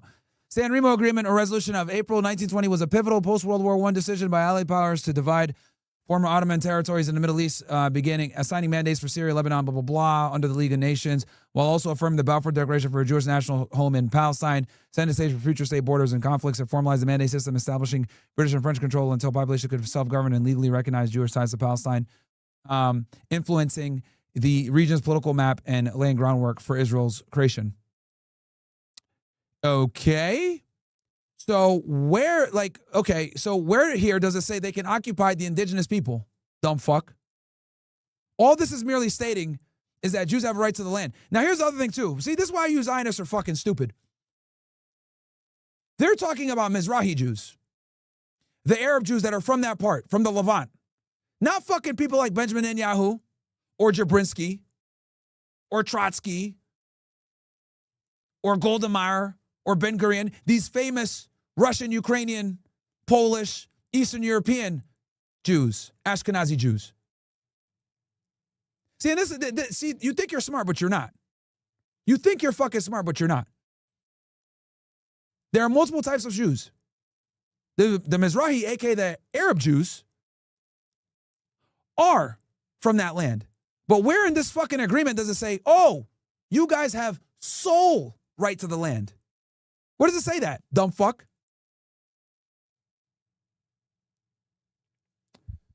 Bro, this nigga retarded, bro. Anyway, yeah, no, people are saying, yo, Myron, ignore this guy. No, but see, here's the thing, though. This is education. This is like an education for the rest of you guys because now you guys know what they say. Coming with weak-ass arguments like that. You got embarrassed, bro. Enjoy the fucking... You got your ass whooped, nigga. Enjoy. All right, yeah, I'm a Palestinian, and what you said is true, but the thing is not only the government that is sick, it is the population. Dr. Norman Finkelstein, another great guy, she interviewed Abby, also brought up that Rogan, with Rogan, okay. Ibrahim says, UK list of anti-Semitic terms. Yeah, UK is cooked, bro. Olivia Adams, what's the OSS Castle Club minimum donation to get a chat read on the after hours? I got some words for the chick that sits beside Fresh next show. It depends. You got to look at what Mo and them are saying. What numbers they put up. So yeah, this dude is an idiot, bro. Dude said, it says Jews have national rights. Okay, but where does it say that Jews have the right to occupy another people, stupid fuck? Niggas only looking at one side of it. No one is doubting that the Jews have historic ties to the land. No one's doubting that. But where does it say that they can occupy this place and kill the other indigenous people from there? Where does it say that, retard? This dude is so stupid. Yo, I hate dumb people, bro. Hate dumb people. Like, this nigga's one of these, like, crossbred Ashkenazi niggas, man. Holy shit, man. Dude's stupid as fuck. That was the weakest argument ever, man.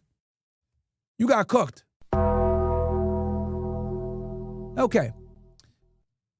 And also, guys, make sure to join OSS. So you guys see the bullshit I put up with these stupid ass niggas. Thanks for all your hard work. I know it's off topic. What episode of the second half of the Nazi documentary? Oh, you mean the Hitler documentary? We'll probably watch that soon. Just been super busy, man. Okay, what's up next? Oh, let's finish watching this peace summit. Because we just went into a whole rant with Gaza and everything. My bad, guys. And the president. But give me ones. Now, do you guys give me ones if that all makes sense? The protests in 2018, etc. All of this led to the October 7th attacks, guys. And Western media never covers this. They never talk about the Israelis trying to destroy the Al-Aqsa Mosque. They never talk about the occupation. They never talk about how they shot and killed a bunch of Palestinians that were peacefully protesting by the border. This never gets mentioned in Western media. So give me ones if that makes sense, guys. Give me ones. One of my favorite things is kind of educating you guys on Middle Eastern foreign politics, because I know that Western media doesn't fucking do a good job of covering this shit. It's fucking annoying. So I try to do my best to aware you guys on this shit. Let me look here. I think Sulaiman had a space earlier. Let's see if he's still doing it. All right, they still got their space. I'll hop on here for a little bit too, since we're on the topic of Middle East.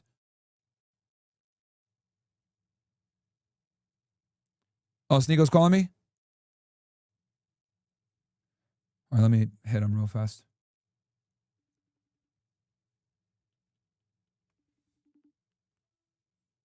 Yo, you called? You want to hop on Cord real quick? Some things I think we should talk about.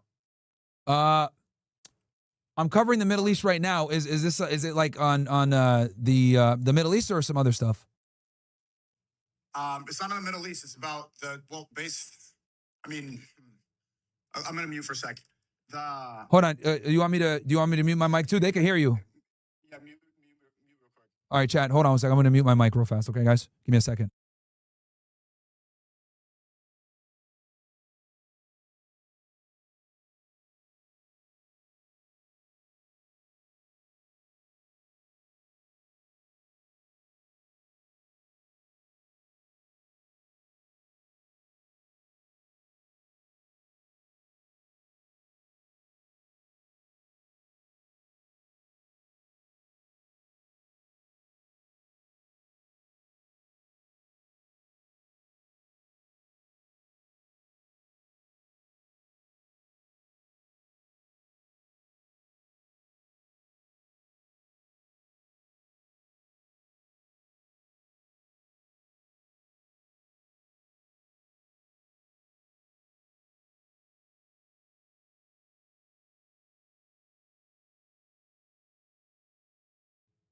All right, let's carry on real quick, guys, with the Middle Eastern stuff. We'll jump in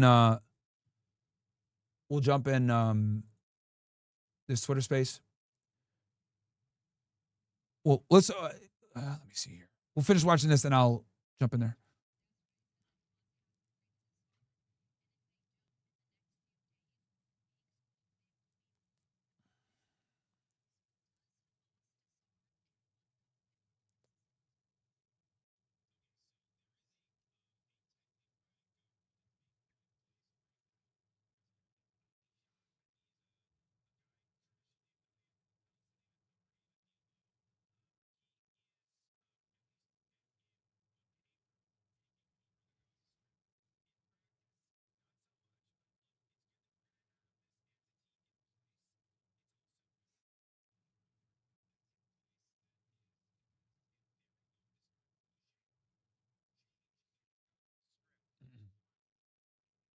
I think if I'm sorry, guys. I had the shit muted. I'm sorry, guys. I'm sorry. I'll rewind it a little bit. Strip. In practice, not so much, but look, it's good that we're going to have this entity in place. It's also good that we have a board that's in place that is, at least in theory, going to start pushing for change in the Gaza Strip. What we're doing right now, I think if I'm to sum it up, we're signaling to Hamas that they don't get a veto on Gaza, that we're going to be moving forward. The train has left the building. Changes are now underway.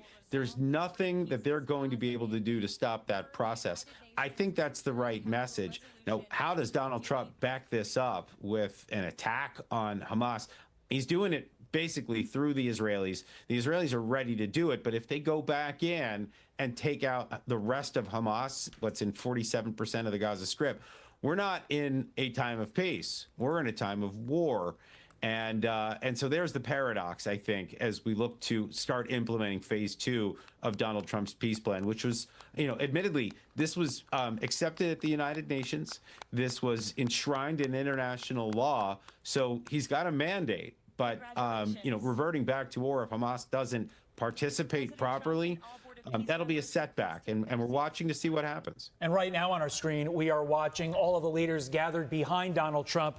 That appears to be a family photo formation. And if I were a betting man, I'd say we're about to take the picture known as the family photo right now. And I'm glad you mentioned, obviously, the focus being the Middle East, Gaza. That is definitely the Gordian knot that starts the Board of Peace. But I think the intention is to go beyond just that one region, just beyond the Middle East, as we listen to Marco Rubio, and I'll await our producers telling me if we're going to take him live. But until that point, it does go beyond. All right, real quick, guys, because I don't want to neglect the guys that are super chatting on from YouTube.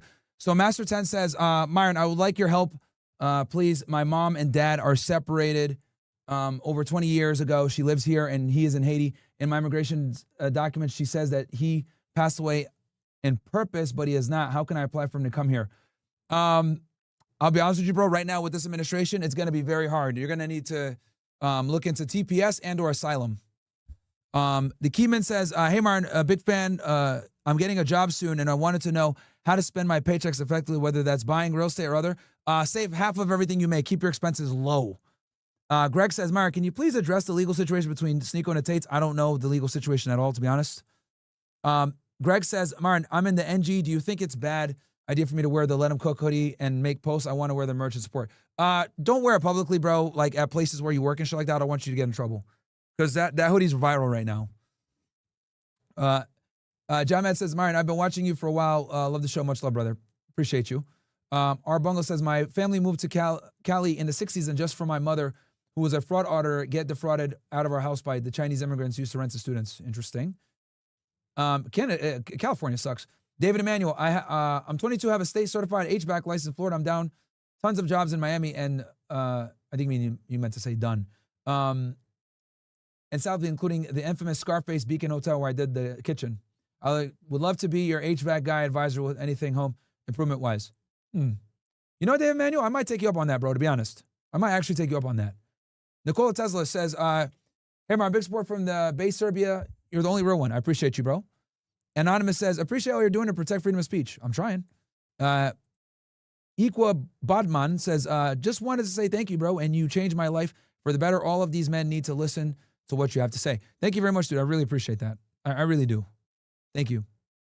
So, let's see what else we got here. He is right about fake Christian part. Bunch of betas with sweater vests tucked to the women. Yep, that's from Vaughn King. Halus says, just got done working 13 hours at Walmart because the Goyim panicked in preparation for this upcoming ice storm. I just want to graduate already, Myron, so I can be an OSS 300. No worries, bro. There's no rush. OSS Arm says, Myron, Fresh is currently on stream clowning Sneako and putting all the blame on him for the backlash. It's getting ridiculous while the infighting. Stand up for your boy. Okay. I made a tweet about this, but I'm going to say this again. Sneako is not solely responsible for this. I absolutely played a part in it. He should not be getting blamed alone at all. I was 100% involved. And Sneako should not be getting the brunt of this whatsoever. At all. You know, if they're going to go after him, I bear some responsibility too. So I want to make that explicitly clear that targeting only Sneako is number one, not fair, and then number two, not true. I played a role too. So if Sneako's gonna take fucking arrows, I'm gonna stand next to him and take those arrows too. It's not just him, dude. Not at all. I absolutely played a role in that. So, and if they fucking try to fucking cancel me for that shit, oh well. It is what it is, bro. It is what it is. The truth is more important. So I was involved too, and they need a layoff of fucking Sneako. Tariq says, I have two businesses with LLCs. Should I turn them into S Corps? And what can I write off to minimize taxes? This is my first year doing taxes. My parents used to claim me. Tariq, we did an episode with Steve, my accountant. Search that. Search Fresh and Fit, S Corp. We have a whole episode for you on that. Timestamps and everything. Okay? So, right.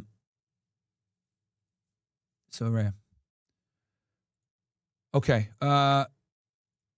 Where are we at? Okay, let's jump into Twitter space, guys, because I want to stay on the Middle East topic real quick. Absolutely, Simon, Santino, Khaleesi, Dr. Atus. But Atusa, I wanted to, just speak to Simon actually about that conversation he had with Dr. Gian. Yeah, and I was in here earlier. Okay, see, already my mic is going down. I got you guys. I'm turning it up all the way to the max. Of course, fucking Twitter spaces are trash. And fucking power down my mic as soon as I come in this bitch. It's like Mossad's fucking listening in or some shit. Oh, he's on Twitter. Oy vey. Lower his mic. Shut it down. Do the shut it down. Bruh, I hate Twitter. Anyway. We'll spend a little bit of time in here, guys, and see what they're talking about. Updates on Iran. War is imminent. And then we'll jump back to the Davos stuff. Just Myron's on the space, and he's probably only going to be on it for a bit because he's streaming live. And then I do want to hear your question to Simon, actually, because I'm interested in what you're going to say. But Myron, thanks for joining us. How are you? Yeah, what's up, man? Yeah, I figured I'd just hop in real quick. I was on the topic of explaining how October 7th happened. You know, I was talking about the marches from 2018, you know, the Al-Aqsa Mosque being threatened to be smashed and other things that, you know, obviously Western media almost always purposely omits. I'm not sitting here saying, oh, no, Hamas is the greatest. But what I am saying is I think it's important to understand why October 7th happened. And I think not saying all sides is very disingenuous. And I've noticed this with Western media. You know, it applies to the situation with Hamas. It applies to the coverage on the, 12-day war. So yeah, since I'm on the topic of the Middle East, I figured I'd come in here and see what's going on with you guys. I know you've been talking about you think an attack is imminent, which I tend to agree. I think the only thing that's I would say if I had to take a guess, I would say probably 90% of the planning is done. They're just waiting for the best opportunity. Because from what I understand, some people in my chat under military, they're saying that assets are already in place from where, within striking distance. So, they wouldn't mobilize. That's right. They wouldn't mobilize assets like that for nothing. It costs billions of dollars to mobilize these assets. So why would they waste that kind of money if they're not going to do something militarily, right? I agree completely. I think there's just still a few more assets that need to be moved. And so apparently some of those, like the USS Lincoln, is going to be there in 24 hours into the specific location that it needs to be. But yeah, generally speaking, a large number of the assets are already in place. There's one argument that I don't agree with, but someone mentioned it on the space, and I think it's worth considering. They believe that possibly it could be like a chokehold that they're doing. So in the sense of they don't attack. I don't agree with this position. I think it's very low chance it happens. But like a chokehold where Iran's not allowed to deploy its oil away from Iran. And so therefore it causes the economy to be harmed even more, makes the people suffer even more, and then possibly causes a rebellion or in that regard. So that's one option, although I think it's a very low chance. The other thing is in terms of the assets, obviously, you look at them, and I said this, I think when you came earlier, the assets that have been put in place, they're not the most offensive weapons. And so it seems to suggest that initially they're going to go for a more defensive stance, which probably means that Israel's the one who's going to take the first hit or go for the first shots or the first initiative. America's going to defend initially, and then afterwards maybe they'll get the B-2 bombers. If you remember last time when they were going to bomb with the B-2 bombers, that took about 48 hours. Remember, we heard, B-2 bombers are coming, they're going to get in place, and then they hit. So I think that's the most likely outcome in terms of what we're seeing right now. Yeah, agreed. It's absolutely going to be either Israel or the United States that strikes first. It's a toss-up whether who's going to attack first. I do think if Israel attacks first, and we can kind of just go line by line here. So my estimate is if Israel attacks first, it's going to be extremely offensive. They're probably going to hit them extremely hard. They're going to go for a death blow. And then the United States will probably follow up with, some bunker busters to destroy the rest of what's left of the nuclear facilities or military infrastructures. It'll be a limited strike, just like we saw with the 12-day war, and kind of go from there. Or the United States would attack first, but just because I know it's highly unpopular with the base to, do like an offensive situation and like actually go and kill people, I think they'll strategically hit them and try to destroy those nuclear facilities. And it's kind of funny because Trump was adamant that they absolutely destroyed Iran's nuclear capabilities, but now we're starting to find out that's not true, which is what we actually said months ago. We said they did not destroy everything. We know that, several kilograms of highly enriched uranium was made out of there prior to the strike. So I think Trump and Pete Hegseth and Marco Rubio and all these guys, J.D. Vance, they oversold it. And I think the reason why they oversold it, this is just a theory here, was to use it as a marketing strategy for the B-2 bombers, right? As you guys know, Trump loves selling military equipment to our allies like Qatar, whatever. I think that this was also an infomercial for the United States as far as like the military industrial complex, because, and I'll tell you why I think this, the day after, so I remember they made the announcement like midnight, hey, we bombed Iran, midnight hammer, blah, blah, right? Hours later, Pete Hegseth did a full press conference where they went into the intricate details of how the operation was done. And I noticed as they were talking about the operation, it sounded more like a fucking infomercial versus a breakdown of strategic military strategy. So I was like, oh, this is kind of interesting. So I think from this perspective, if the U.S. hits first, it's going to be to take out their nuclear capabilities. If Israel attacks first, it's going to be to decapitate. And I think the second role for the United States, besides supporting Israel and dropping those bunker busters, is also to supplement the Iron Dome, the Sling, and all these other, and the Arrow, and all these other air defense systems that Israel has. Because I think, and we spoke about this earlier, but I know we got a lot of people here, so I apologize for repeating myself. But I think it's important and worth saying again. The destruction that the Iranians caused during the 12-day war, I think really woke Israel up. Let them realize that they are mortal. They're not as immortal as they think. And they're dealing with a very capable enemy. And I don't think the Iranians will hit first. I don't think they're going to hit preemptively. I think it's going to be the Israelis or the United States. If the Israelis do it, it's going to be a decapitation move. If the United States does it, it's going to be a nuclear destruction move. That's my estimate, just off of the info we have and what we saw from before. Yeah, just on the Fordo, my view, and I think Simon's view is the same, although for different reasons, is that actually I think it was orchestrated. I think the US let Iran know that it was happening. They were able to get their nuclear capable uranium out of there in time. And so they've still got whatever they had, and hence why you didn't have a decent amount or even a huge amount of nuclear fallout. And then I think the response of Iran's response in Qatar was also orchestrated in the sense of it was agreed upon. The reason I believe both sides agreed upon it is because Israel was losing, and Israel went to the United States of America to basically join in and basically end the conflict. And that was the best way as an off ramp for everybody. Iran wanted to end it because even though they were winning, it was still, they would have been massively destroyed at that point. In terms of they would have been massively harmed is probably the right way, whereas Israel would have been massively destroyed. So they all took the off ramp with Israel requesting it, and I think that was kind of the agreed off ramp where they all agreed that that's the best way to get out of the situation, where all parties seem happy with it. So I agree with you. I don't think the nuclear facilities were hit. In terms of the bombing, I think what's going to happen is I do believe Israel's going to hit first. Okay. I'm becoming more going more towards the position it'll be Israel over America, but I still believe it is possible with the US. And the problem with the US hitting is obviously the GCC become open targets, and I think they're too afraid. And the GCC as a target's a lot easier to hit than Israel. Yeah. The other aspect is when they hit, what they're going to go for in terms of Iran is they're going to go for the ballistic missile launch pads like they did previously. They'll go for the telephone cellular networks to knock out communications. So I think those are the key areas that they're going to hit, just like they did with Venezuela and just like they did in the past.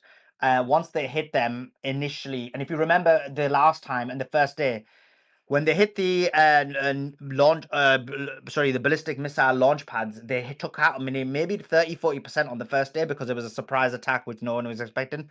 They're not going to get that this time. Iran's aware. So Iran, they shouldn't be able to hit in the same manner that they hit, but that'll be interesting. So I think that's the way they're going to go about it. Yeah, I mean it's definitely a toss up, and there's many different ways. But yeah, it's I think at this point it's inevitable. The Israelis are pushing for it. I think also another thing that's been delaying them is the protesters. I think they learned from the first mistake that launching a military campaign and not having boots on the ground to actually effectuate the regime change is futile. It actually backfired and made the Iranians back their government even more. So yeah, no man, I think it's imminent. We just got to figure out how they're going to do it, when they're going to do it, and kind of go from there. And there was something else I was going to say, but I lost my train of thought. You was it about October 7th? October 7th, yeah, I agree with you. Like whenever you debate an Israeli, they can never ever back up October 7th. I think that's why there's a major media blackout on it. Like even in the debate I did on Tim Pool, when I mentioned it, the kid literally had no answer. I was like, it's just a military operation to get military personnel, and they had no answer. So I think October 7th is one that the Israelis will always be afraid to touch on at this moment until they have enough time to create more propaganda. Yeah, and it's actually very interesting how no one ever talks about what led to October 7th. They only talk about October 7th, right? So again, obviously the killing of innocent people is never acceptable, but I do think it's very important to understand why the killing is happening. You don't have to like it, you don't have to agree with it, but I think it is imperative for the public, especially the American public, to know this is what's going on. And the reason why I think the American public is not just which killing are you talking about, Myron? What's that? Which killing are you talking about? Like from both ends, like the invasion on October 7th, but they obviously frame, oh yeah, they killed a bunch of innocent Israelis. Well, you guys have been killing innocent Palestinians as well, and the thing that annoys me is that we only have evidence of 3 or 4 people possibly that happening too. Maybe there's more, but we've got no evidence. But sorry, do continue. Yeah, no, my point is that they only show the pro-Israeli side in American media. They never show what led up to it. You know what I mean? They never show, and that's by design, of course, right? And I think the American public, isn't just privileged to see this. I think the American public is entitled to know both sides of the story because our tax dollars are funding this conflict. And if our tax dollars are going to, fund this conflict, I think the American public should be able to see both sides and then make their own decision, right? I'm not telling people to pick you have to pick a side. I'm just saying you need to hear both. And obviously in the West, we're only hearing one side, just like with everything else that has to do with Middle Eastern foreign policy, So also, me and you were like, I think it's literally the only place where you get the actual detailed. I think it was like 6 hours or 5.5. I don't know. It was really long. 5.5, 6 hours detailed explanation of what happened October the 7th. And obviously we've learned more stuff since then. But I would say, I'm sure that was like nearly 2 years ago, a year and a half ago, right? On your show. It was the biggest show by far that debunked October 7th. Absolutely, yes, for sure. In a long form podcast format, absolutely the biggest and one of the few big platforms that talked about that topic. In intricate detail, whether it's the Hannibal Directive, the Apache helicopters, the 40 beheaded babies, the the organizations. What the hell are those? The ones that where they move the bodies around? Oh my God, it starts with a Z.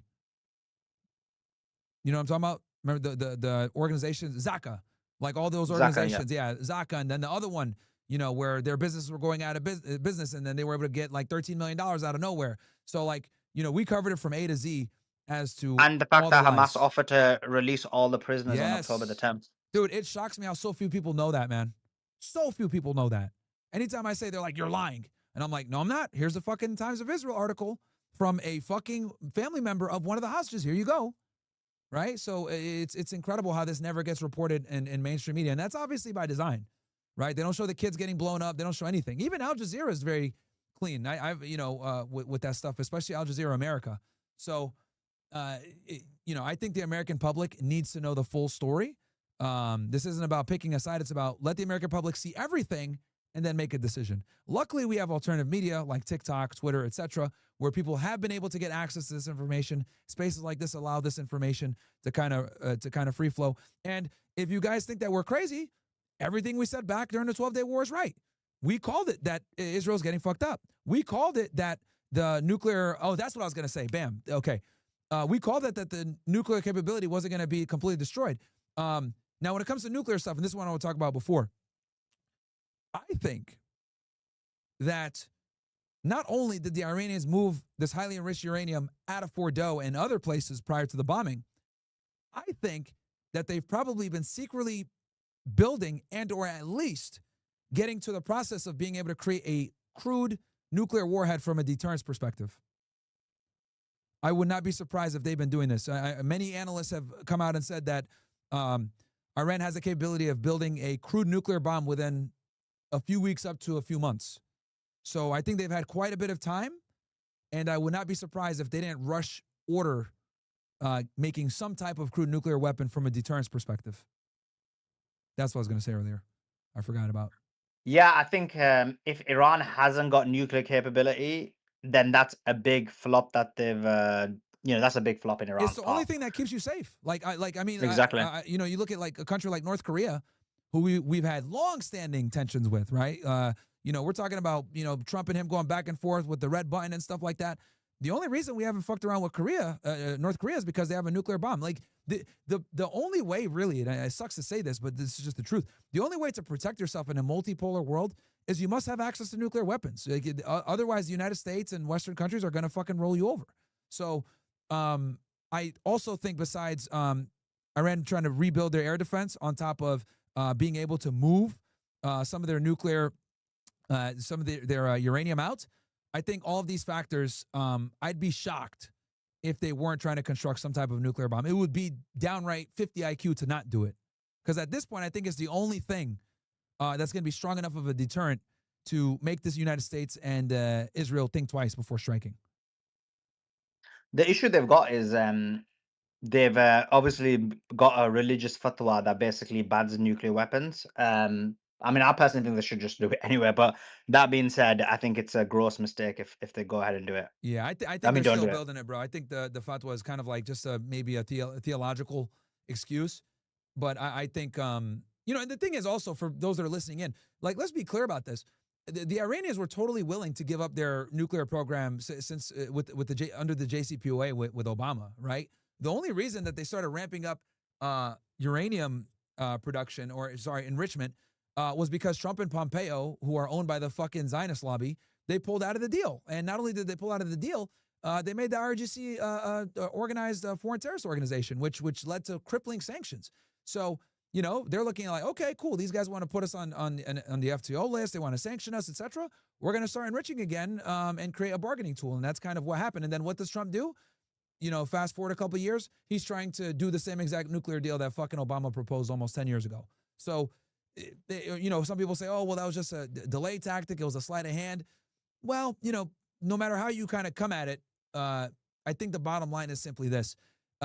If you are going to ward off these Western powers from destabilizing you and effectuating regime change, your only way to deter that is a nuclear bomb, you know, at this point. And this is a hot take here, but I'm going to say it. I genuinely believe that the Iranians would be more measured and responsible with a nuclear weapon than Israel. That's a hot take. I know a lot of people don't like that. But from me witnessing and looking at the last couple of years of conflict between the Israelis and the Iranians, all of the Iranians' responses and retaliations to Israel's unchecked aggression have been measured. They've been proportionate. And to be honest with you, in many ways, they've been very weak, okay? Being totally unbiased and non-critical here. Like, I'll give you an example. When they bombed the embassy in Syria, right? And all they did was just shoot missiles back in, I think under Operation, Promise or something like that. That wasn't a proportionate response to the level of disrespect and damage that the Israelis caused.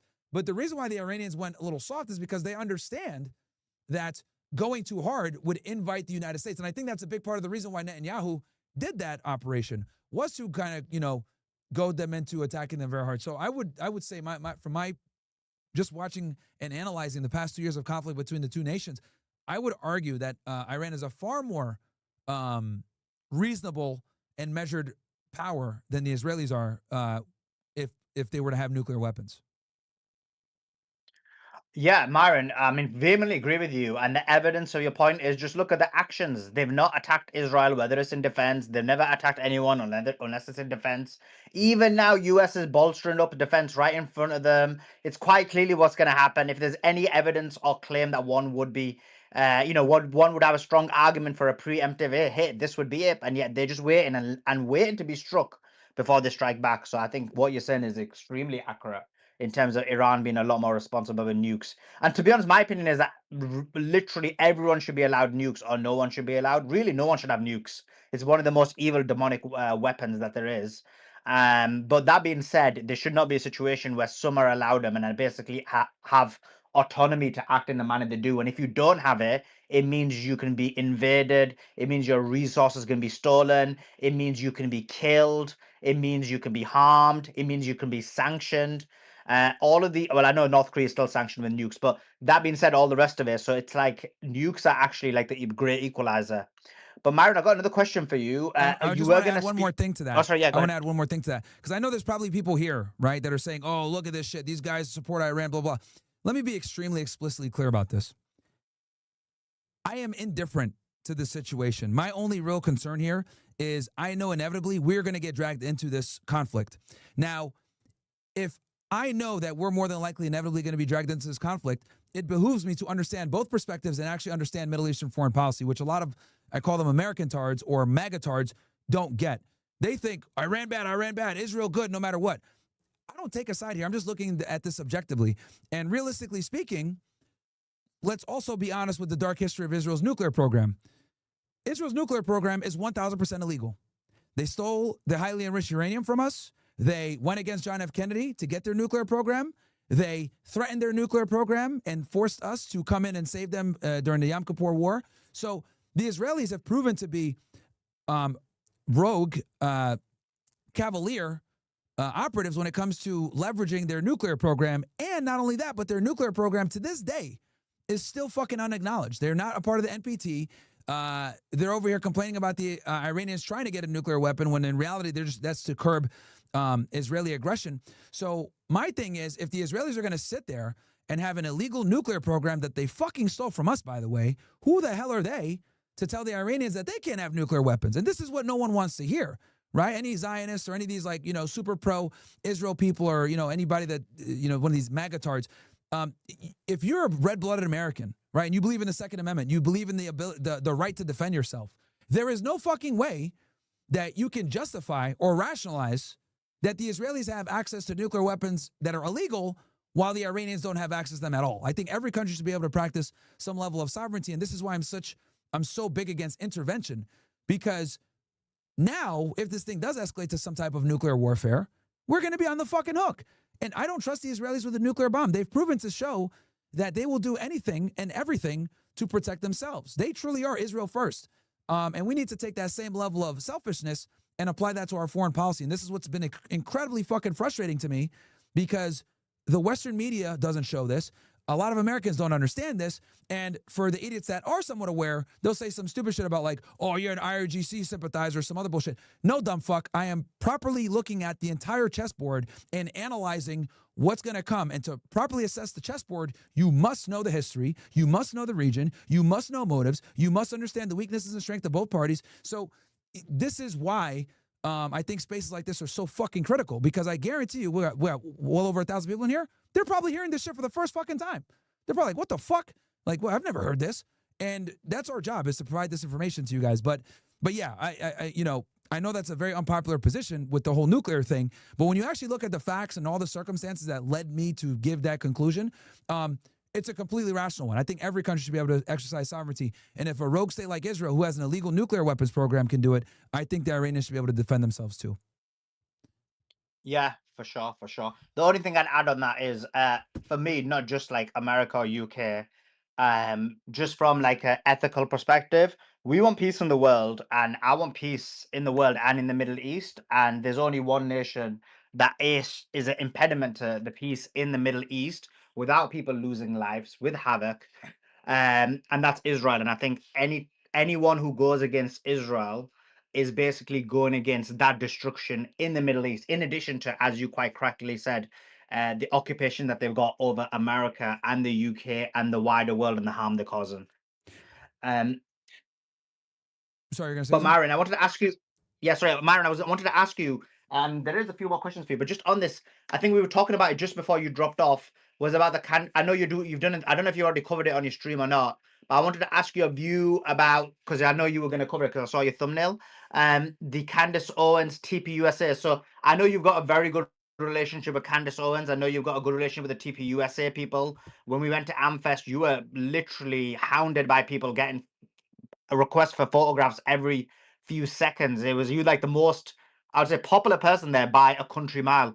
I So was you got a good shocked. relationship with both. Sorry? No, I was actually surprised because I never go outside. So like sometimes I'll just stream. Then when I go outside, it's like, oh shit, like you don't even see like what's going on. Well, but no, I appreciate that, man. But sorry, keep going. Yeah, for sure. I mean, there was many big names there, and considering maybe you would be almost looked at as an antithesis to some of their views. Obviously, you are conservative, but you're not Israel first. They And didn't want to put me on the main stage. It hurt my feelings. Exactly. But so you're definitely not Israel first. But that being said, you were hounded by the public. You were getting a lot of love, and even Jack Pozobiak took a picture with you, and he's kind of like one of the representatives of TPUSA. I say that to ask this question: that you have a very good relationship with both of them, but TPUSA has now sent a legal letter to Candace Owens. What's your thoughts on that? And this is actually, I remember this question before my phone was ringing.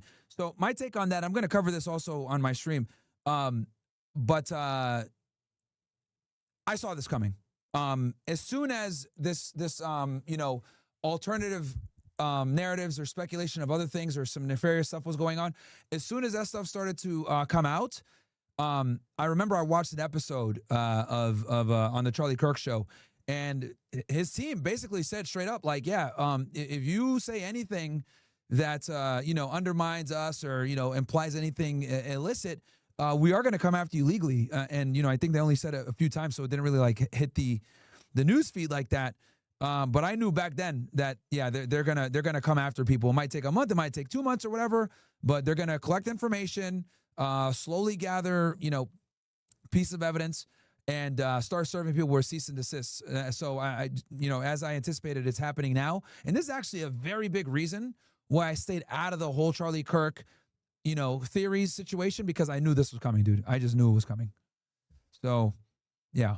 But in terms of what's your thoughts? Like, okay, so 2 points. What, like, I guess I know your opinion on the chat on the assassination, or what is your opinion on the assassination for the public? I'm in the middle. I'm in the middle, and the reason why I'll say that is because the official narrative has a lot of holes in it, right? There's problems with it, right? And this is actually, and I've been very critical of the FBI and the Utah State Police Criminal Investigation Division for not being more transparent on this, right? So the official narrative has some holes that I don't like. But at the same time, the alternative theories, range from Mossad did it. His microphone was actually a bomb. It was a body double. It was a hologram. Like, you know how conspiracy theories go sometimes. So it's a very murky situation. And my biggest thing was, and whenever people ask me about this, I simply say I want to go to the trial, right? I think the trial, because keep in mind, he's going to be judged by his peers, right? Other Americans, just like me and everybody else in here that might be an American. So that means that the government's going to have, or well, in this case, the state's going to have to present all of its evidence to a jury pool. So I think I'm not saying the justice system is perfect, but that's probably the closest we're going to get to some level of real accountability and look at the actual evidence. So that's why I've been kind of reserving my judgment on that topic, because a lot of the theories they create questions. None of the different theories have answered the questions. A lot of them create even more questions, if that makes sense. I just want to clarify one point because I think you might get a bit of hate, just maybe because people misunderstood your answer to the first bit. You said you stayed out of it. Yeah. Obviously, I know you as a person, so I know this can't be the reason, but it just comes across a bit like that. So I just want you to kind of explain it a bit more or elaborate, because it comes across as you saying that you were scared that you were going to get a legal letter from them. But what did you mean by like you stayed out of it? Okay, no, thank you for So no, I didn't stay out of it because I was worried about legal stuff. I just stayed out of it because all the drama around it, and I wasn't sure what the narrative was. Like, so for me, I don't like to come out and present information unless I'm like 100% sure that I can back it up, right?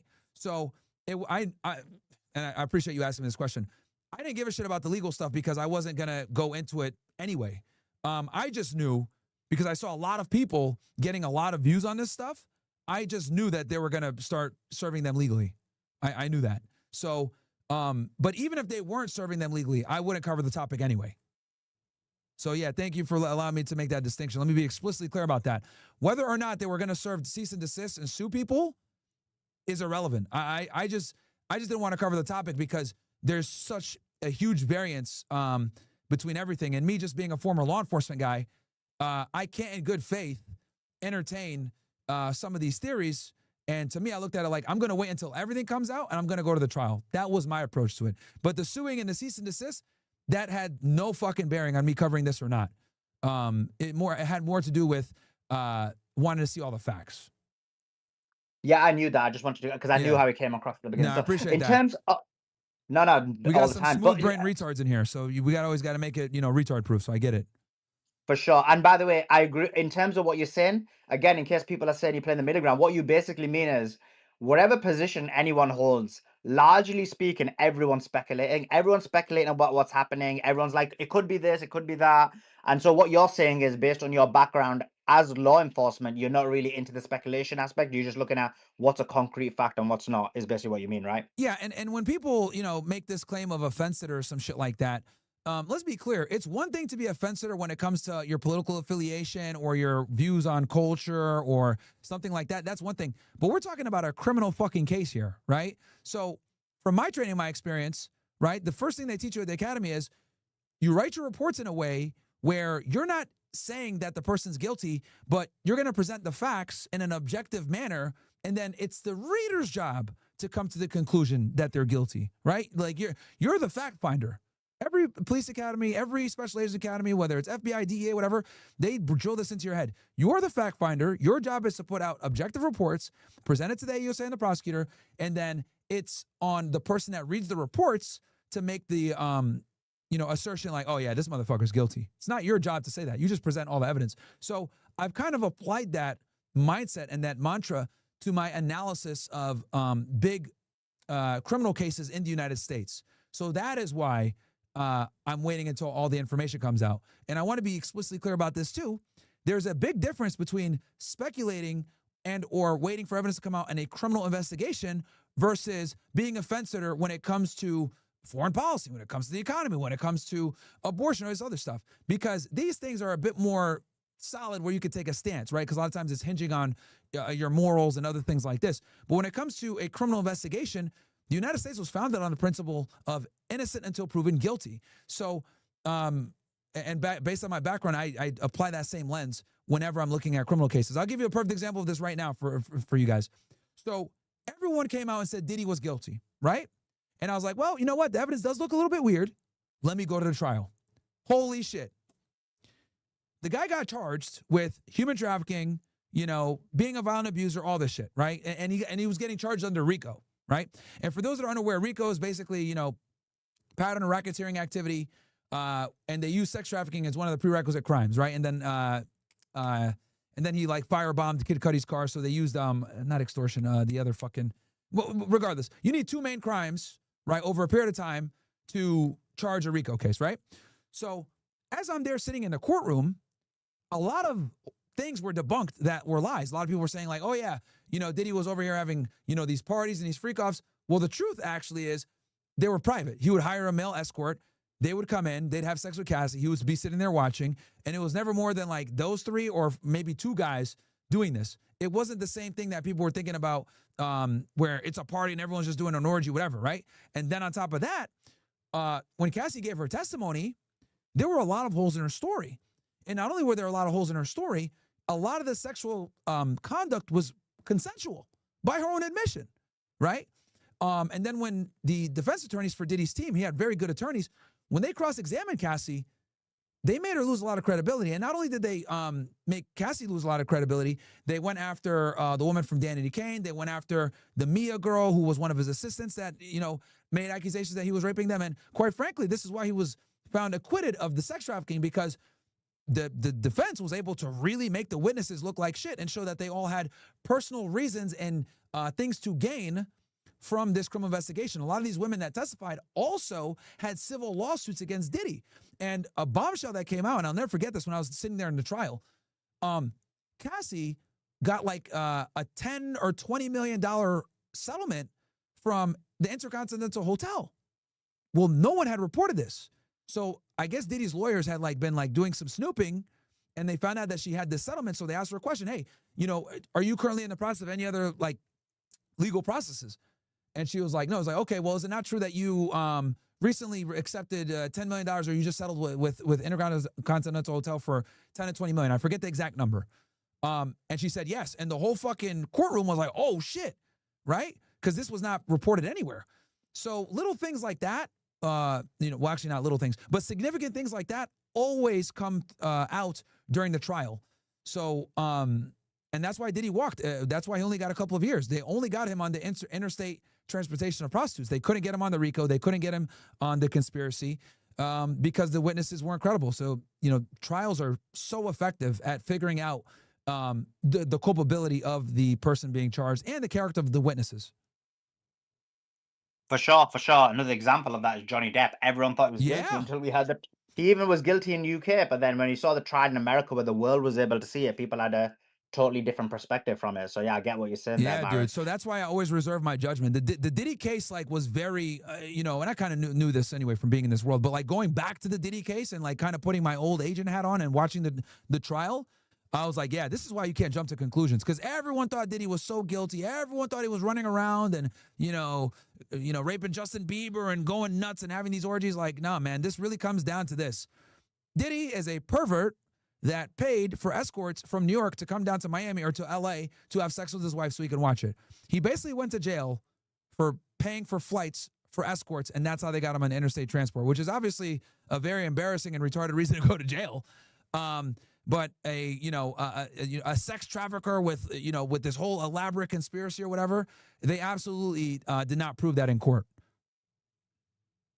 And just bringing it back to the Candace thing, obviously TPUSA has sent a legal letter to Candace. Their claim is that they warned her twice. One on, I believe, about December the 2nd or 4th or something, and the second time was, I believe, on December the 15th or 16th, the day before Amfest, the day then that Erica Kirk went to meet her. Therefore, she kind of gave her the warning. And from what I understand and from what I've read, it seems like this isn't even a defamation claim that they're making. Apparently, Candace was under an NDA, and under the NDA, she can't even talk about them negatively, even if that and you know, if you talk about someone negatively, even under an NDA, and even if that's true, you still can't talk about them. So it seems like they've got her. But what's your thoughts? You know, NDAs are so, you know, they vary so much, right? You can get a ironclad NDA and, you know, be able to really, you know, go after people. And then there's NDAs out there that are, you know, literally useless, right? Worse than toilet paper. So your toilet paper would be more useful. So I'm assuming that the NDA is probably going to be at bare minimum good because TPUSA has a whole team of lawyers.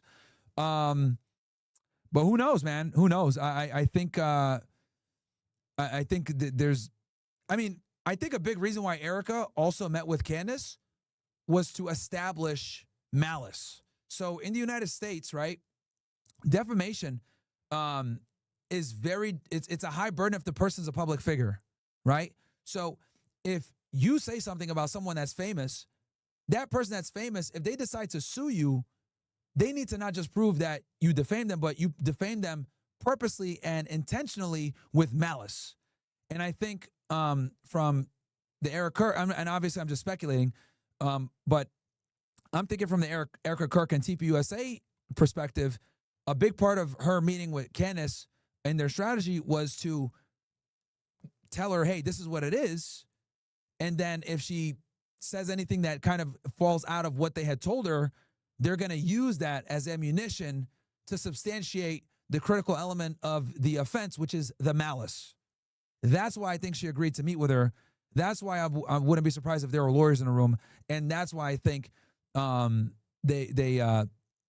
to, I think that's the strategy that they're going to implement with this defamation should the cease and desist letter not work. That's what I think. That's my estimation. Obviously, I'm not a fortune teller, but just off the facts that I know, that's what I think she's trying to do. Establish the malice.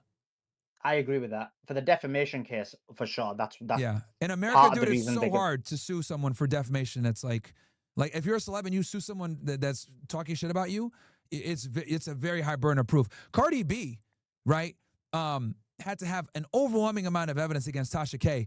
Johnny Depp had to have an overwhelming amount of evidence against Amber Heard. So it's a very hard and uphill battle. And many times you don't recoup the money you lost.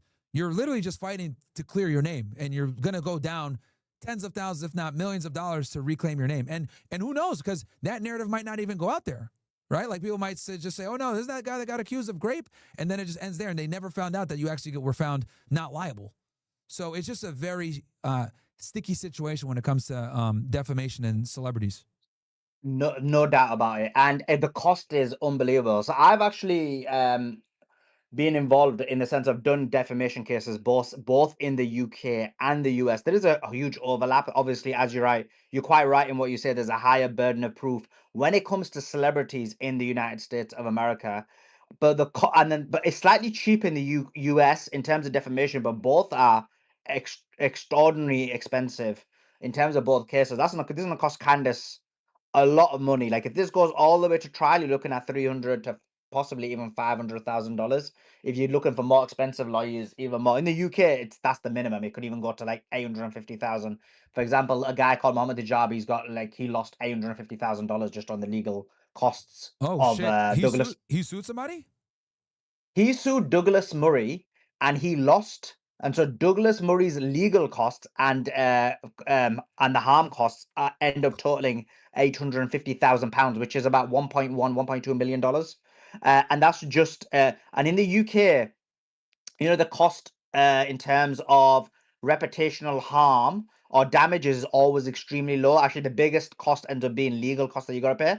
In the US, they actually do, it's the kind of slightly the other way around. It's similar in the sense of in the US, the damages are always higher as well, and then the legal costs are high as well. So what I mean by that is if you look at Alex Jones, his legal costs were high, but then remember his actual damages were like $1 billion.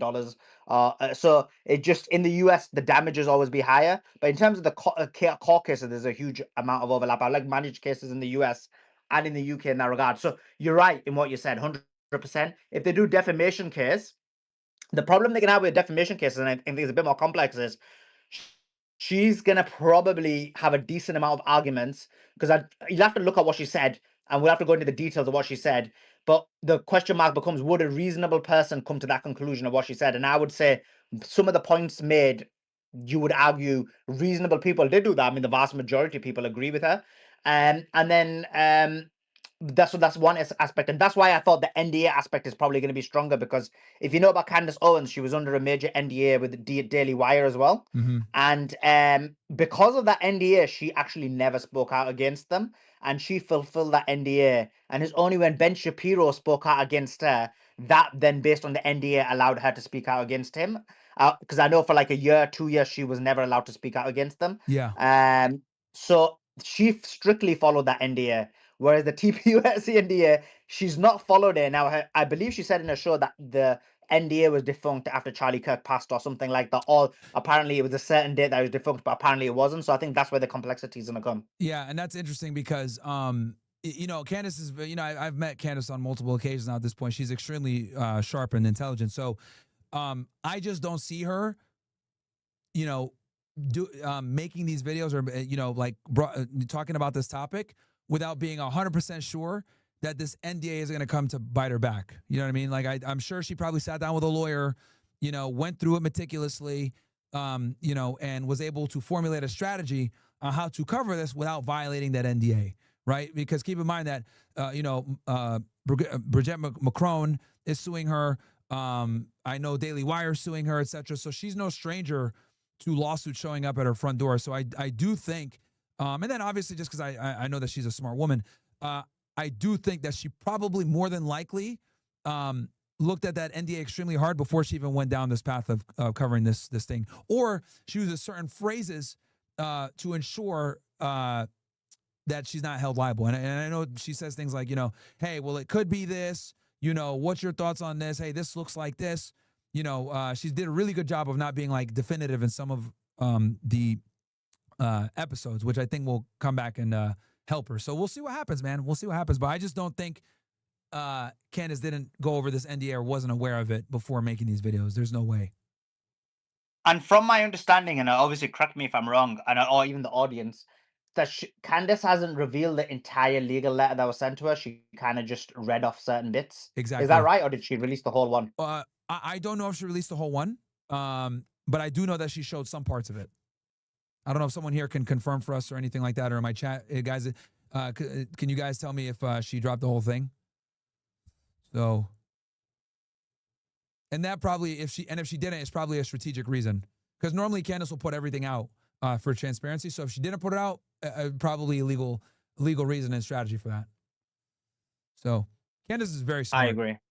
So, so I wouldn't be surprised. But yeah, the fact that like the Daily Wire has some kind of fucking ironclad NDA, bro. Because like even Brett Cooper didn't say shit when she left.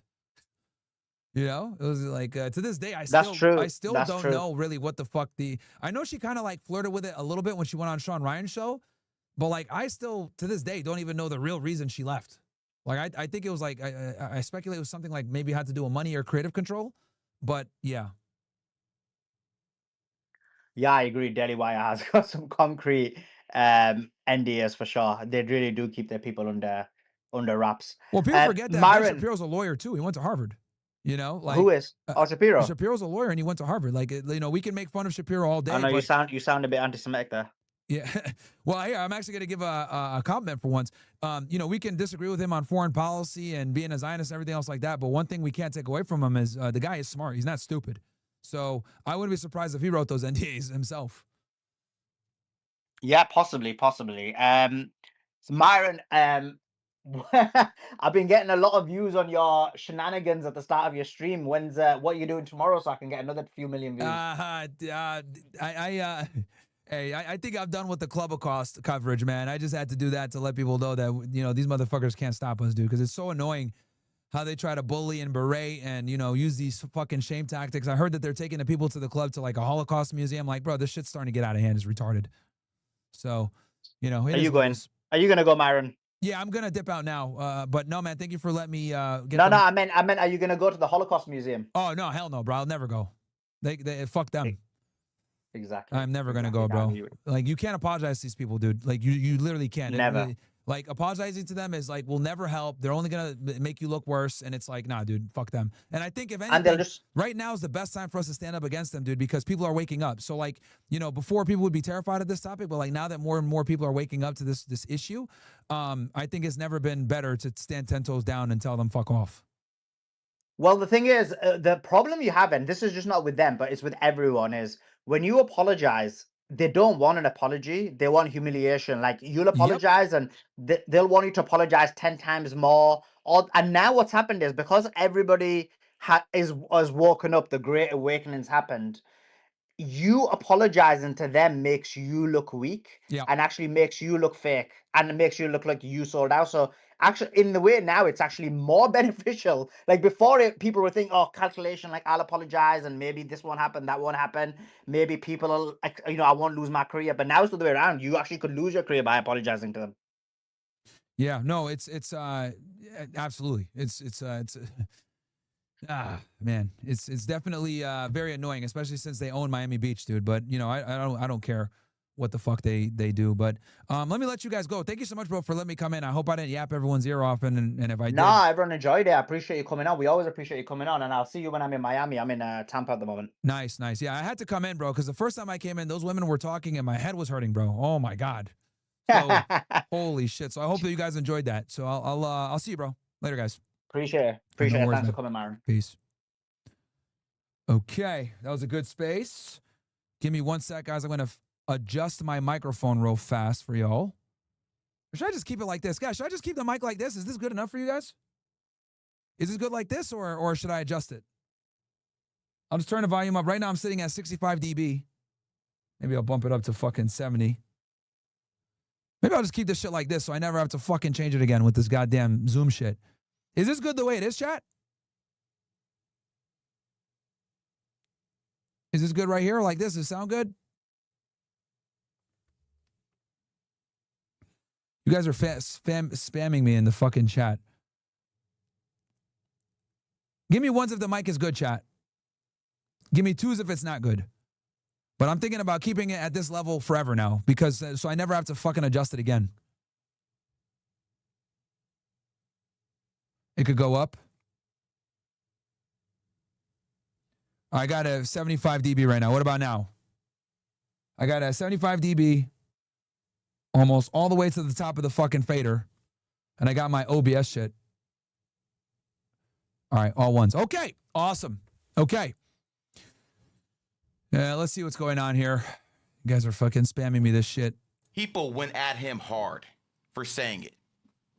Now, 2.5 years later, those same people who say they were woken up by Tate are now calling him a Mossad agent, are now calling him an Israeli asset. So here's the point I'm trying to tell you, streamers. Do not die on a sword for any of these bitch-ass niggas. Don't do it, because they don't give a fuck about you, man. We've been on for what, 2 hours and 50 minutes? Guys, I might jump on the OSS to cover this over there.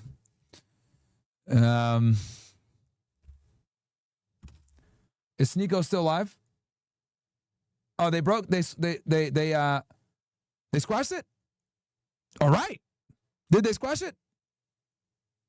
Did they squash it?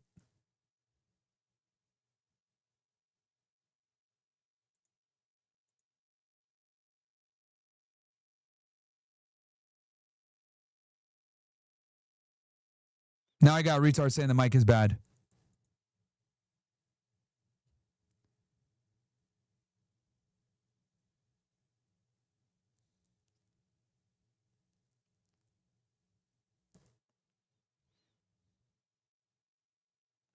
Someone said I'm too broke for OSS. Bro, it's a fucking $1. Are you serious? All right, fuck it. I'll just fucking fix this shit, man. Give me 1 sec, chat. I got niggas, some people saying it's good, and then other people are saying the mic sucks.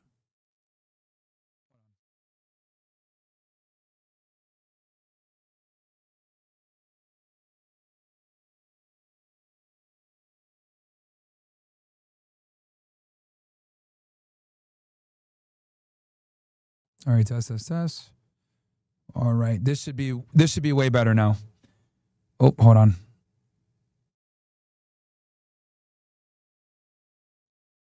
All right, there we go. That should be nice and crispy now. All right, it's not muffled anymore. Now it should be good. Sitting at 55 dB. So we should be good now. All right, they squashed this shit, chat, or what? They squashed this shit? Because if so, I'm going to go back to geopolitics, bro.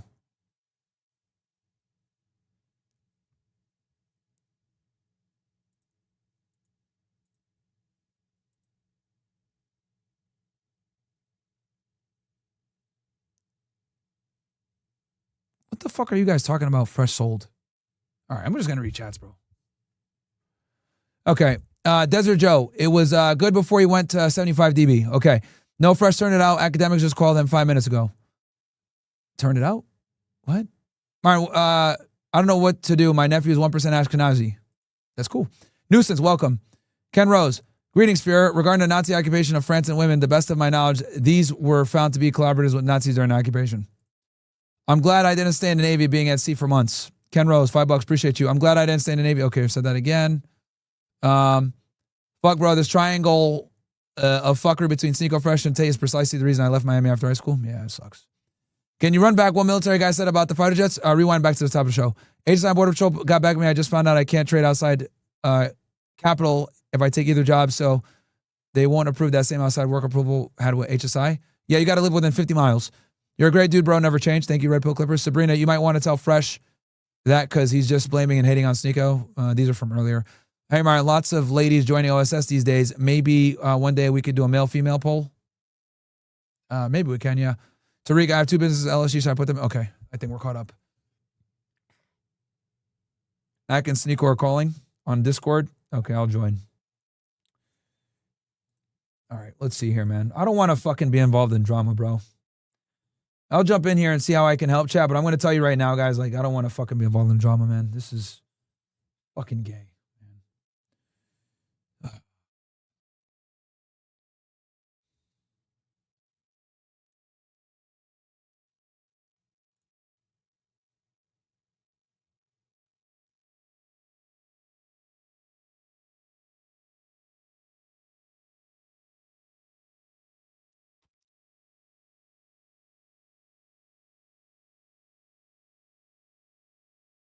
Fresh. Nigga folded, bro. Yeah, that's nigga folded hard. Listen, Fresh. Take got the W. You folded, nigga. You didn't go out here talk about this. We had a show on Tuesday. Yep. You didn't- All right, I gotta know what's going on. I don't know what's going on.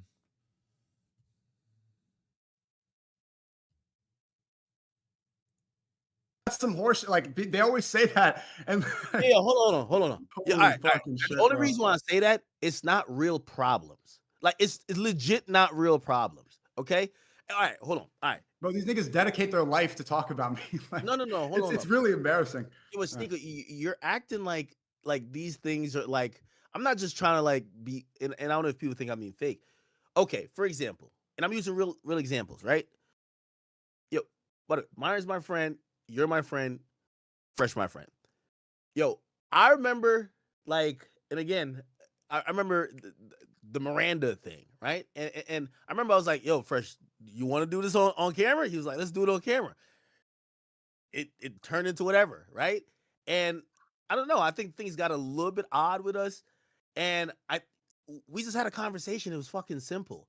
Because at the end of the day, even if there was like a miscommunication, or maybe he thought like, oh, well, I thought like blah, blah, or you thought like whatever. It's a simple fucking conversation.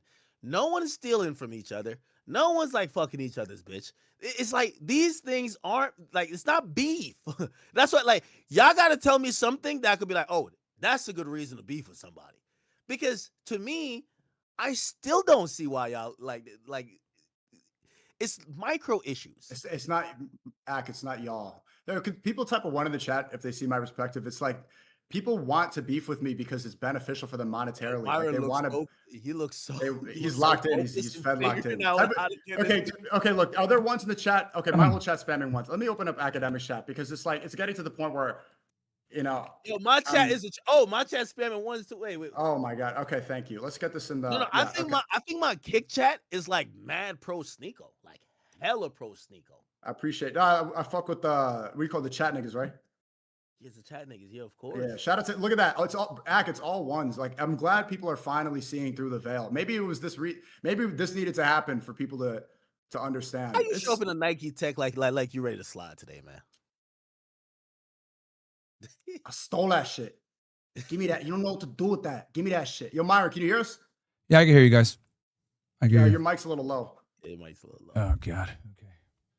I just adjusted it. Is it still low now? A little bit, yeah. All right. Yeah. Test. 1, 2, 3. Is that better? Still low. All right. I got the audio device saying selected right. All right, I got to find a way to make it loud for you guys while not blowing out these guys' eardrums. Man, oh man.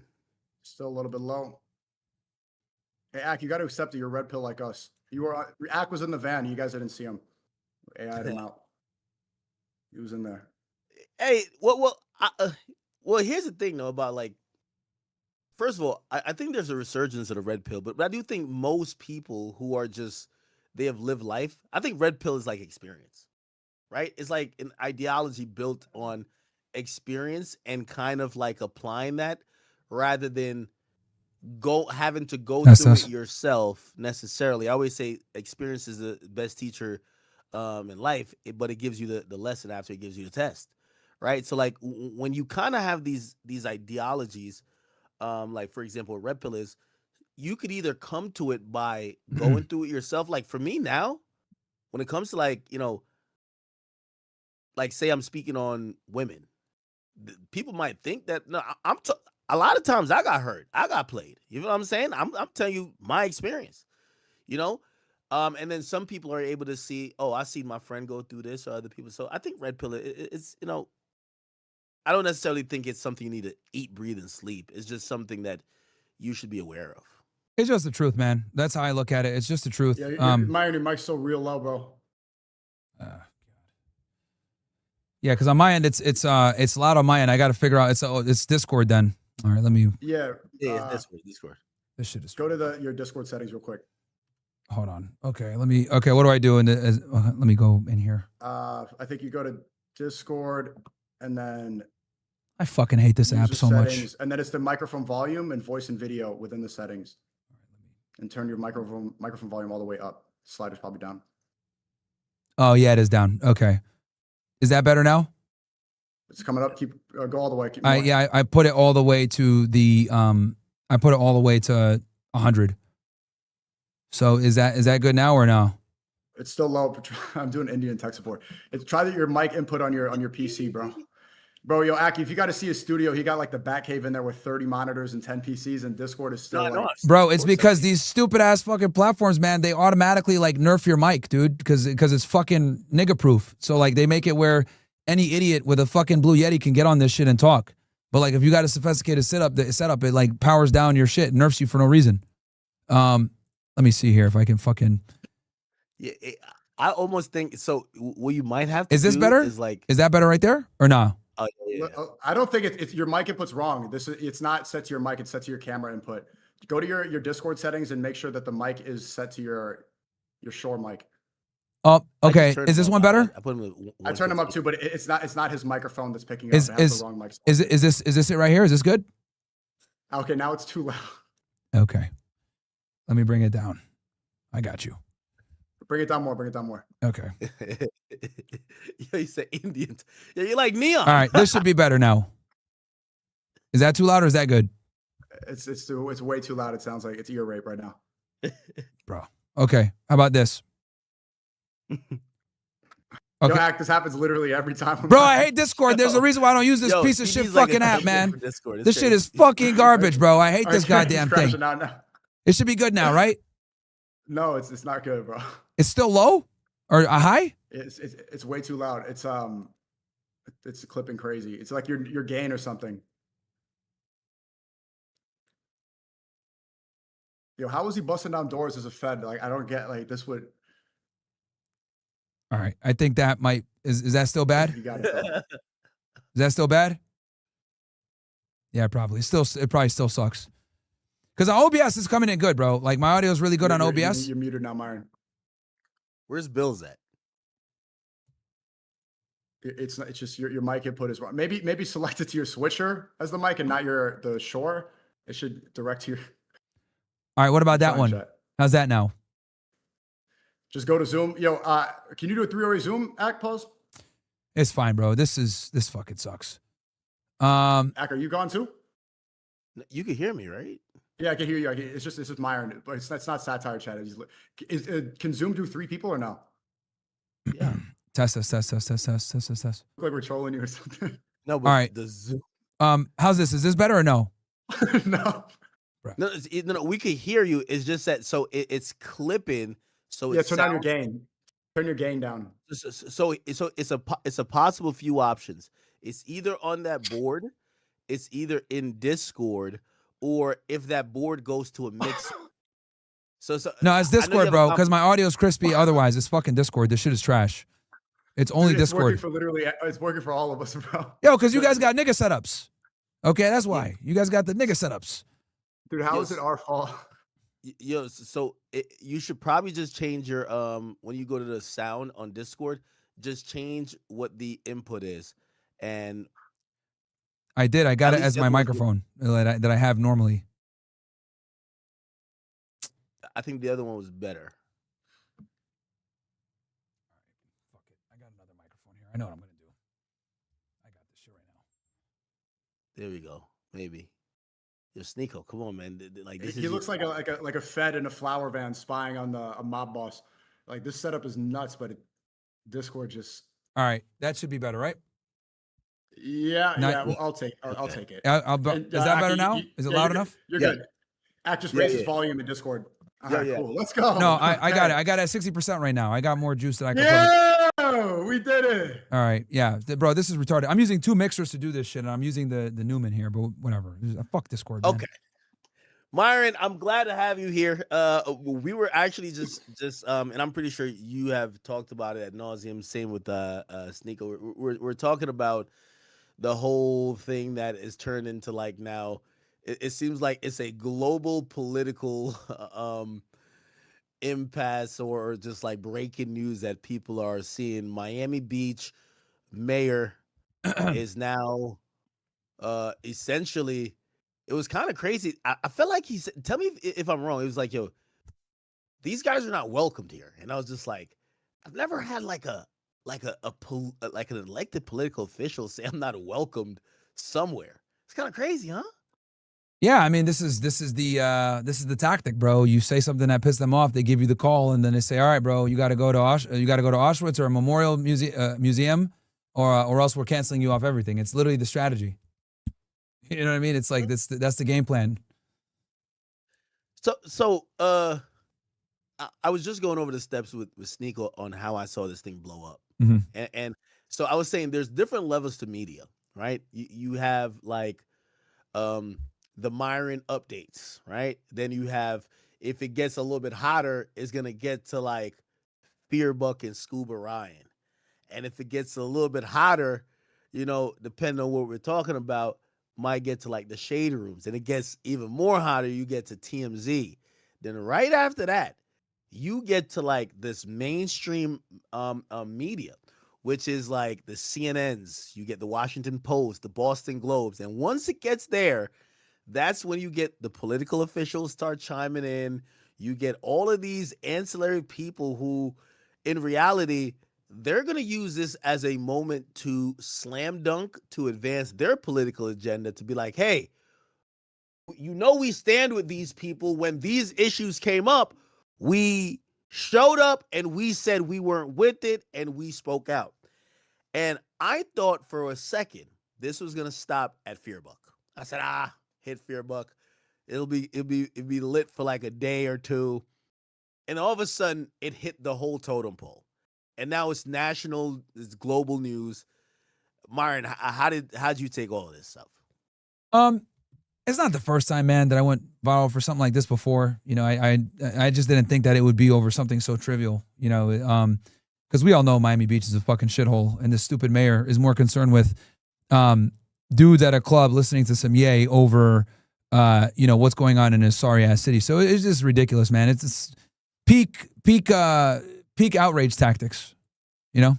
It's retarded. Yeah. He could be doing way more for Miami Beach, which is fucking declining every year, versus getting mad about some dudes at a club for a song that played 15 seconds. You know? And it's like, and these are the same people, by the way, that like greet Benjamin Netanyahu with open hands. Dude is literally just did a genocide, killing a bunch of people. They're over here grilling Tate on that situation. It's like, bro, you guys interviewed Netanyahu for less than y'all talked about this stupid thing with Tate. It's like ridiculous. That was a big L by PBD podcast. Do you, because I think one of the, you know, I was telling Sneako, I said, I do believe it's a song, but I believe it's the actions with the song. Like Myron's hitting a salute. Like Myron's like, yo, the Jews are mad. Like it turns to it doesn't seem like y'all vibing to the song more than it's like the WWE entrance music to the fuck them, those people type of thing. You know what I'll do, bro? I'm going to kill my YouTube stream. Guys, come on over to either Kick or Rumble. I'm going to get off YouTube because I don't got to fucking censor myself. So, guys, come on over to Rumble or Kick. Oh, you're still on YouTube right now, too? Yeah. Okay. Yeah, I'm still on YouTube. Okay. Wait, damn, did I say anything crazy? I was fine, right? I didn't know you were on YouTube. Oh, where are you streaming at? Probably Kick. I do YouTube and Kick, but I cut off YouTube for free speech too. Wait. So what do y'all do? Like when y'all ready to get like extremists, like Yeah, we cut YouTube. Yeah. Oh my god. Anytime shit's gonna get real, I turn off YouTube. But here's the thing. It kind of goes into the conversation or the question I want to ask. But if you're on YouTube, it's fine. I'm gonna be honest with you. I would be shitting bricks a bit if the mayor started like, because you know that starts to cascade in problems, right? It might not happen like directly, but like every citywide governance body is now gonna say, if we have a reason, it could be a parking ticket, it could be you're late on some whatever, we're gonna stick it to you, right? If the mayor is upset at you, yeah, we probably can't do anything legally about that, but politically we're upset at you and we're gonna stick it to you. Like, you guys are never scared of that, or it's like, nah, like we're gonna just deal with that as it comes? Yeah, I'm just used to their tactics so much now that like I just like I don't even care anymore. Like this is what they do. They go, they pressure you, they contact the ADL, they contact the SPLC. Like this is how censorship works in America. They basically, the ADL SPLC writes a hit piece on you saying that you're an extremist or a racist or an anti-Semite. They send that to the social media platforms that you're on. Social media platforms don't want the smoke, so they either suspend you, give you a strike, or just kick you off the platform altogether, so they can keep the advertisers, because the ADL has a monopoly on the year of a lot of these advertisers. So if you say something that they don't like, they begin the cancel campaign. And this has been very effective for many years, but ever since the conflict in the Middle East and people kind of waking up to the problems of Zionism, they have not had the same potency as they've had before. So, I think the best way to deal with, these people is just to tell them, fuck off. We're not going to, this isn't Tel Aviv, go back to Israel. And if you have a problem with free speech, and that's it. And, never bend the knee to these people, because they're never going to let you down. They take great gratification in dragging you to a Holocaust memorial. They take great gratification in taking you to Auschwitz, or having some rabbi come in and fucking explain, why it's bad to be critical of them. And I'm here to say they can all go suck a dick, these dreidel spinning losers. And I'm not apologizing for shit. Fuck that. These dudes just got done doing a genocide. They want to lecture us about a fucking song when we're in a Sprinter van or in a club. Like, they can all go suck a fucking non-kosher dick. Fuck these people. I don't care. And that's how you got to deal with them. Hey, so Sneako, so and I saw this, and I wonder what you think about it. So there's this video of Ye. I think they call the guy a rabbi, right? So he's sitting with this guy, and like he's holding his hand, and like he's making him this apology. And I don't really know what it means, but I think it means it's something significant in that world. And I saw that same rabbi with like Young Thug, and I was like, why Young Thug? I'm like, yo, who the Young Thug fan? Is that a thing? And what did you think about that? Because obviously Ye is trying to make a comeback, but why sit down with that one guy? He's a pretty well-known rabbi in New York City. I know a lot of the people that were there for several meetings. He was in a picture. I'm not leaking anything. There's a guy named Richie who was there. He's a well-known club promoter. I'll be right back, guys. You know that song from back in the day where Ye says, parties with Richie again and risky. There's a lot of like well-connected people. He was also there when I met the mayor, Eric Adams. So it's just powerful. And it's like, if you meet with the top guys who have a lot of power, then they can pass the message down to everybody else. The Jews are really good at having a tight-knit community and signaling. They're really compact, more so than a lot of other races, and maybe other races could take a page out of their book. But yeah, they know who are the people to talk to, who's got the power, who's got the money. It's smart. So you think Ye's sitting with the rabbi? Because I looked at it, I'm like, yo, yeah, you're gonna have to do that. Like, how many people is like 30 million Jewish people? Like, you're gonna have to do this 30 million times to get forgiveness, bro. Like, what the heck? Well, no, obviously people see and they see that he has remorse and that he's sorry, like he didn't want to hurt people, and the offensive nature was not his intention, or maybe that's just he's on a new path, and it seemed like he was sincere, so people got to understand. Do you think there's a possible chance at a reversal or like forgiveness? Because I felt like they were like, we're done with you. I think a lot of people have forgiven already. You see, he performed with Travis Scott, and it was well received. He went up there with the new Yeezy Season 10 drip. Everybody seemed to love it. People want the music, man. I mean, what was the most streamed hip hop album last year? I feel like I should know, but I think it was a Ye. You should know that. Yeah, it was Most Graduation. Ooh, and that album came out almost 20 years ago. That 18, it came out 2007, and that was 2025. So almost 2 decades after it was released. It was the most streamed hip hop album of 2025. Yeah, an 18-year-old album at the time. That shows people just want the music. He's the best of all time. I think he's the greatest artist of all time. Certainly the greatest hip hop producer. Rappers, debatable, but yeah, people want the tunes, man. So it's like, yeah, he said he's sorry, and he didn't want to hurt anybody. People are excited. People want to go back to the stadiums. People want to hear that he's got an upcoming show in Mexico. He's got upcoming shows all year. But people want the music back. Is that rabbi so influential that meeting with him? I don't want to be disrespectful or like ignorant. Like, was he like cleansing the sins of? I don't get what's going on. Like, I don't know too much about him. Aiden did that thing. I was confused. Yo, remember that thing? You know how they cleanse their sins? Like, I was looking at this like it felt like some ritual, bro. Yo, the energy was weird, right? There was a weird energy. Yo, you guys know how they clear their sins, right? Like, you guys know how they clear their sins, right? Like make their religion or whatever they got going on seem weird. Like, you got to remember, I'm like a Jamaican kid, right? Like, I'll even give you a story. So I have a mannequin back there, which I'm about to put Cardi addressed me. I'm gonna put the clothes on it. My mama comes over to my house. Like, we're just Jamaicans from the country. Like, we went to a Baptist church.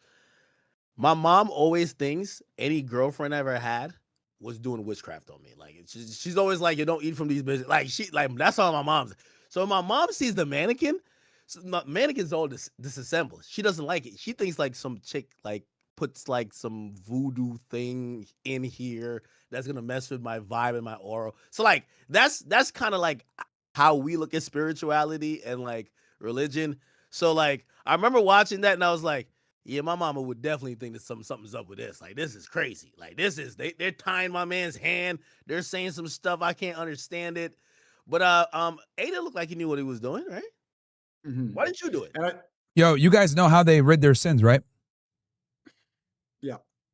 Does Ak know? But probably not. Are you gonna say the chicken thing? Wait. Oh, I can't see. I can't hear Myron. Yeah, they slam chickens. You can't hear him? No, much of it. You might not be able to hear me. Oh, I am turned down. Fuck. Okay. Yeah, I was wondering. He couldn't hear anything I was saying. Yeah, they slam chickens, bro. They basically just like fucking, you know? Oh, wow. So yeah, no, they did the thing, and I was like, and I think they were like, hey, do you want to do it? Now, again, I have no, problem with their practice and stuff like that, but I'm Baptist. And it's not like I'm like this devout Baptist, like whatever. Like, I'm a spiritual guy, but I don't know if everything like that is with love. You know what I mean? Like, right. I'm not too sure. You get what I'm saying? So this is the rabbi that you're talking about. He also, I think he used to be LeBron James' spiritual leader back in the early 2000s. These Hey, are like LeBron is Jewish? No, he's not Jewish, but I mean, Trump has a rabbi spiritual leader. Michael Jackson had Michael Jackson's rabbi spiritual leader was Rabbi Shmuley. I don't know if you know him. He sells dildos with his daughter. I debated him a year and a half ago. But you gotta explain to me.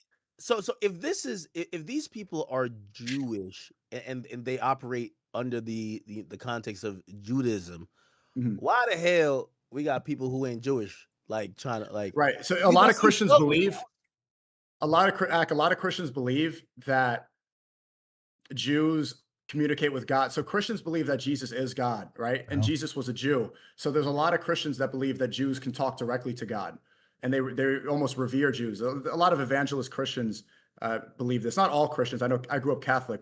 Catholics don't believe that, but that's the belief system is that a lot of Christians believe that Jews are the chosen people and that they have a special connection. So that's why Like you see power. Yeah. They think that Jews have a communication with God that they don't have. So they got a secret bat signal or bat phone type stuff.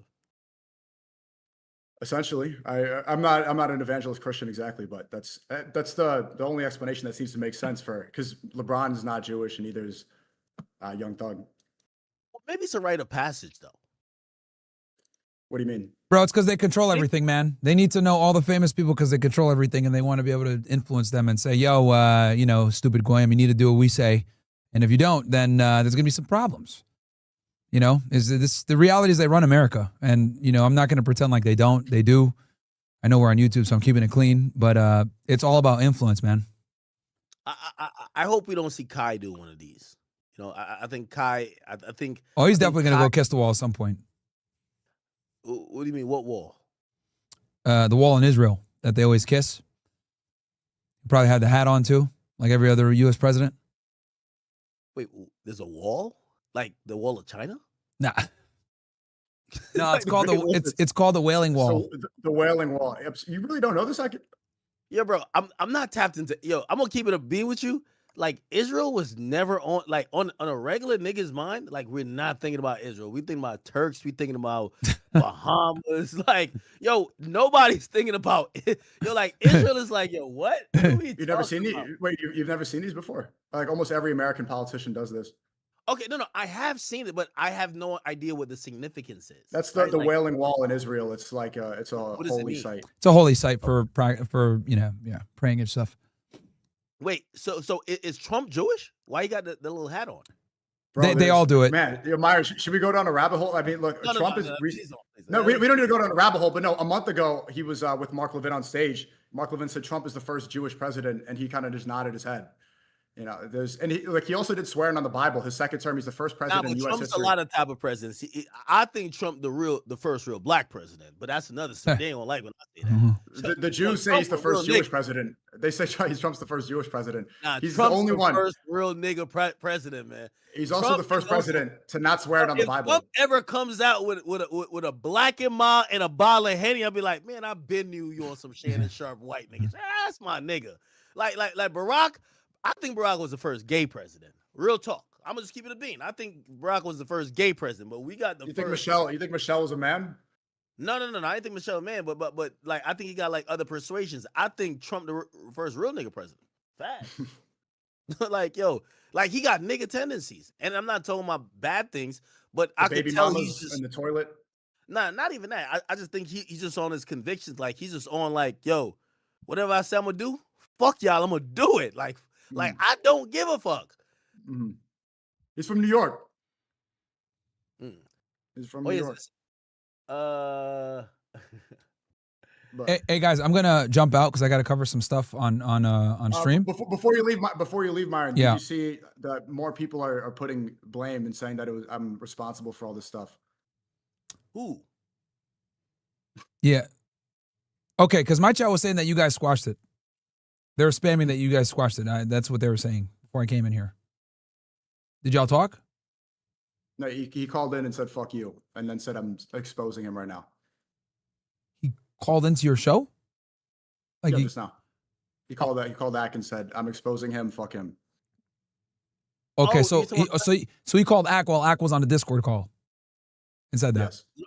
No, I call for. Hey, Myron, you gotta squash this shit between these guys. Like this is bullshit, bro. Hold on. But they're doing the same thing that the Tates are doing. They're trying to blame me for this whole situation. Like right now, live. Bro, the person who just called your phone. Okay, all right. Am I going insane right now? Am I like speaking to walls? This just happened. Okay. Yeah, I know. So it'd be good, Myron. I'm just saying, I'm not trying to put anybody in a difficult situation, but it's like we know what happened, and it's just not true, and it's stupid. So maybe we could just like make sure to, while people are trying to make me the fall guy, not just the Tates, but these other people. Let's just let me get in this real quick. For anybody that thinks that Sneako is like the person to blame or whatever, that's not true. Like I was involved, okay, 100%. Like he should not be getting the brunt of this bullshit. If they want to fucking come and cancel me too, it is what it is. At the end of the day, I got to bear some responsibility for this bullshit as well. And it's kind of ridiculous how like everyone's running with this narrative saying like trying to blame everything on you when it's not true. Not everybody. I'm not doing that. Okay. But yeah, I just want to make that very clear to everybody since we're on everybody's platforms. Like, this is not your fault only. Like, some of us have to bear some responsibility. And I'm stepping up and going to say, I fucking was involved. And if these fucking guys in Miami Beach want to cry about it and ban me from the clubs and all this other bullshit, I don't go fuck. Fuck them. I don't go outside anyway. So for these people to say these things that you're the only person is disingenuous. It's not true. I was involved too. Hey, Myron, I heard the mayor said that he's gonna ban you from the gyms. He said he know you don't go to the club. He finna ban you from the gym. I got I haven't been to a gym in a minute, bro. I just work out here. I got like a whole pull-up bar. I just do straight calisthenics. I'm doing like 10 sets of 10. Yeah, I just do straight calisthenics right now. So shit. Yeah, man, trying to be more efficient. So I don't give a shit what these idiots, and I got a weighted vest and shit. Like, I don't give a fuck what these idiots say. You still boxing? You still train fighting? I'm gonna start it back up. Axe been training. Axe getting ready to get him brand risk. Oh, okay. Who you gonna fight? Yeah. No. Listen, man. Well, he lost weight. He's feeling good. He's like, new year, new him. New body. Haven't you seen the meme about? You see, I embrace all the memes. They said I'm built bad and I gotta fix my knees. So I'm fixing my knees. Hey, what I'm gonna do? I'm gonna be the Don King, and I'm gonna set up on brand risk Myron versus Abba. They've already asked him a million times. He always declines. No. I'm gonna broker that transaction. I think the Abba guy. I was watching a video of his recently. He was talking spicy. He sounded like he was ready with the fist. I'm gonna be honest. They've asked him multiple times, bro. He always declines. They offered him a lot of money. He doesn't want to do it because he knows that I'm gonna beat him up, and then he'll never be able to talk shit again and make videos. That's why. He's fucking terrified of me, bro. I think we're gonna be able to get. He's literally terrified of me. That's why he tried to pawn the whole fight off on his fucking retarded partner. Like, and that's a whole other like, oh, y'all ran from the boxing match. No, we said we're not going to fight unless you come down to Miami as well, Abba. And they try to lie and say, see, Preach was going to fight both y'all. Bro, that's retarded, nigga. Like, Preach could fight Fresh and then I fight Abba. Like, well that's what the agreement was. The situation sounds very familiar. Oh, God. It does. And did you see that? Like, let's just, no, I mean, I'm not trying to put you in a difficult situation, but when people are trying to, this is going to face real repercussions if people believe this, right? Yeah. You saw what happened. And that's he came why. up to me in the club, Myron, he came up to me in the club and he put his arm and he said, okay, I know you're mad, blah, blah, blah. But like, basically, let's just put it to the side. He's live right now. And he's trying to he's doing a whole stream exposing me. They're talking about me again and saying that it was my fault. It's your co-host. It's not me. Like, this is from many people. They're all trying to pinpoint it at me. And you said so many times, like, to squash it. This is why it's like, I don't even act saying squash it. It's like, how do you squash it with people? Yeah, I've tried a million times, dude. It's embarrassing. I don't say shit. I don't talk about these people, right? But look, continuously, nonstop, all the time. So am I responsible and whatever? But this is why I'm saying this stuff about squashing is like, what is there to? I tried, man. What's the point? I tried, bro. It's the fucking. Yo, it's really frustrating, bro. Really fucking frustrating, man. One thing I love about Myron, in all of this, he refuses to say anything bad about you, the Tates.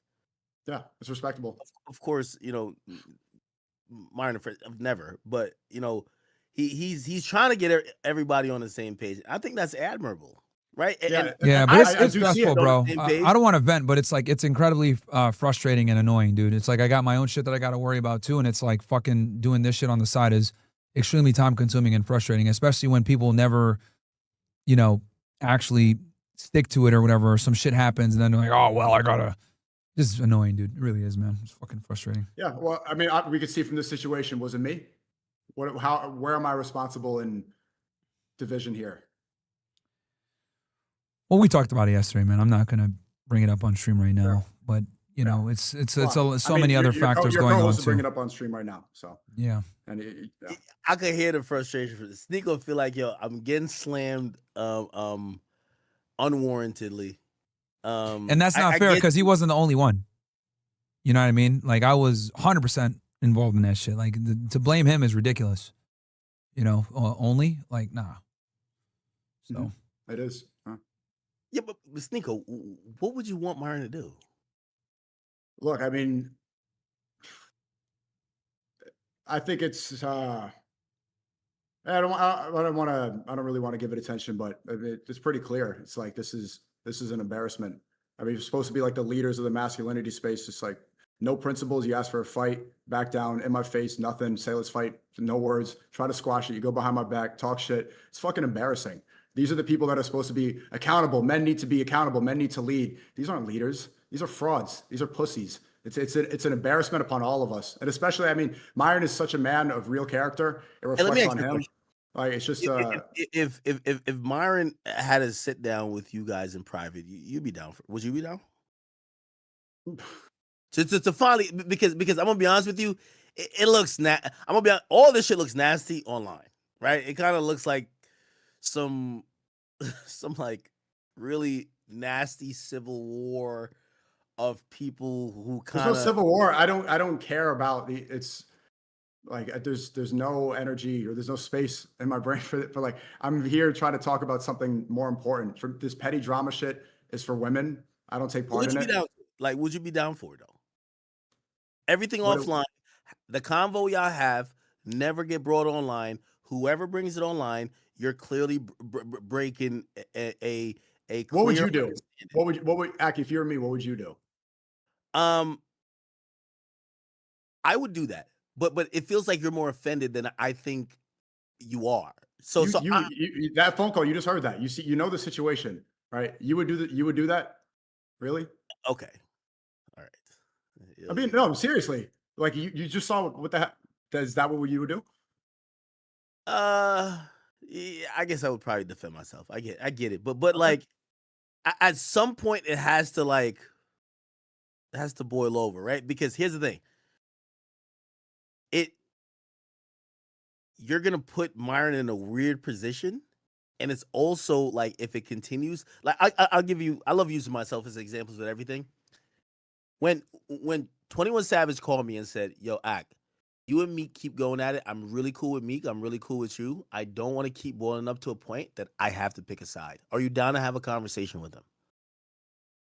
That exactly what he said to me. He said, "Yo, I fuck with him. I fuck with you. I never wanted to get to a point that I have to pick a side.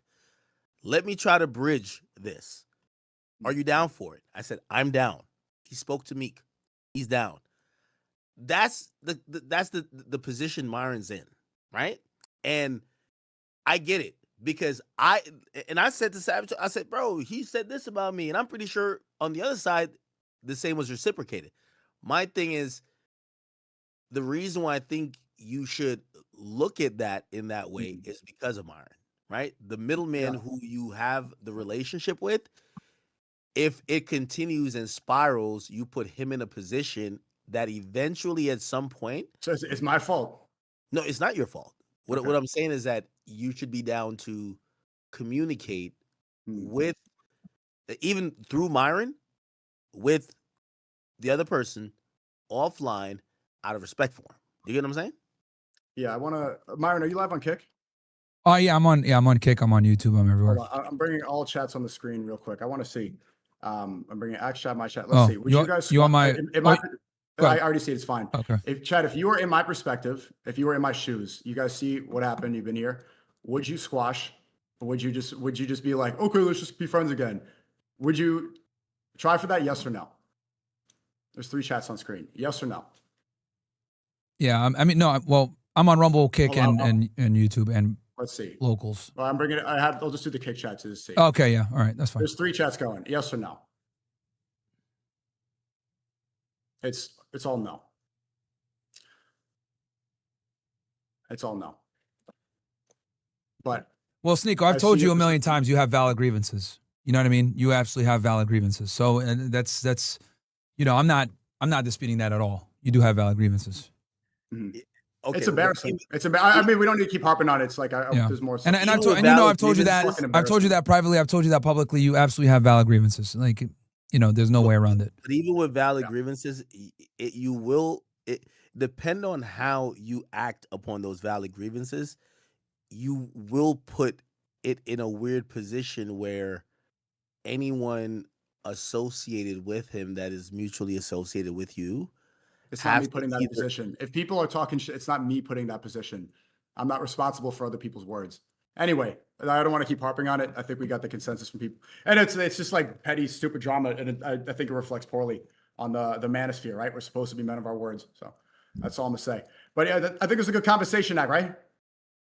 Yeah. No, of course. We got to get Myron to be able to hop on Discord without the 5-10 minute like figuring it out. I'm always happy. Look, I'm not like giving up. Like I'm happy to be an intermediary, you know, be a neutral party that's there. I'm happy to do that. You know, it's just that you know, you do it so many times. It's like, God damn it, man. But yeah, if you guys want to do it again, I'm not going to give up on this. Like I would be happy to be an intermediary. So whatever you guys want, you guys let me know.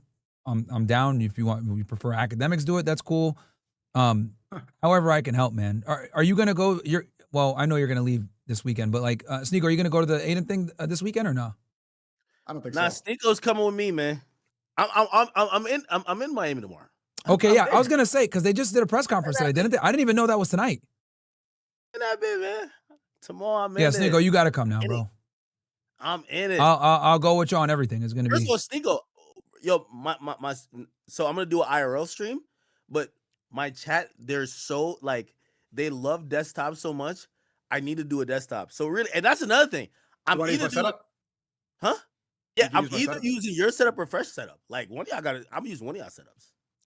Like Myron setup's too complicated at this point. It works. I got 2 mics. No. It works, but like it's only when it's Discord, bro. It's only Discord that like anytime if you like screen share OBS, my shit is great. It's just that when I'm on Discord and Zoom and all these Zoom is fine. But like it's just Discord really that's fucking stupid. Zoom works fine. Yes, so tomorrow I want to do a couple hours. Like I'm probably do like 3 hours desktop, and then the rest I'm just IRLing and watching the fight and shit like that. But yeah, that's fire. Yeah. No. When the fights are what Saturday, right? No, it's tomorrow. What time? It's tomorrow. They say 7, but Aiden like a nigga. He be on nigga timing. So like 8 o'clock. Oh shit! So the boxing matches are actually going to start at 8. Yeah. Oh. Adam's probably gonna be fighting like at 10. Okay.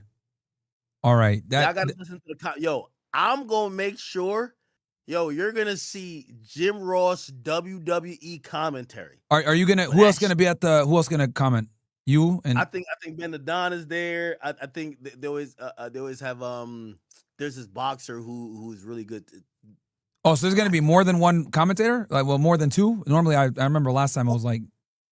Well, I don't anticipate to be on for the whole thing. Okay, gotcha. I'm just a special commentator for a special fight. Right? Gotcha. Okay. You know what I'm saying? Okay, gotcha. Like I'm gotcha. like, yo, Myron, you should be like, what do you think about that fight? Which one? There's a couple. You're talking about Adam?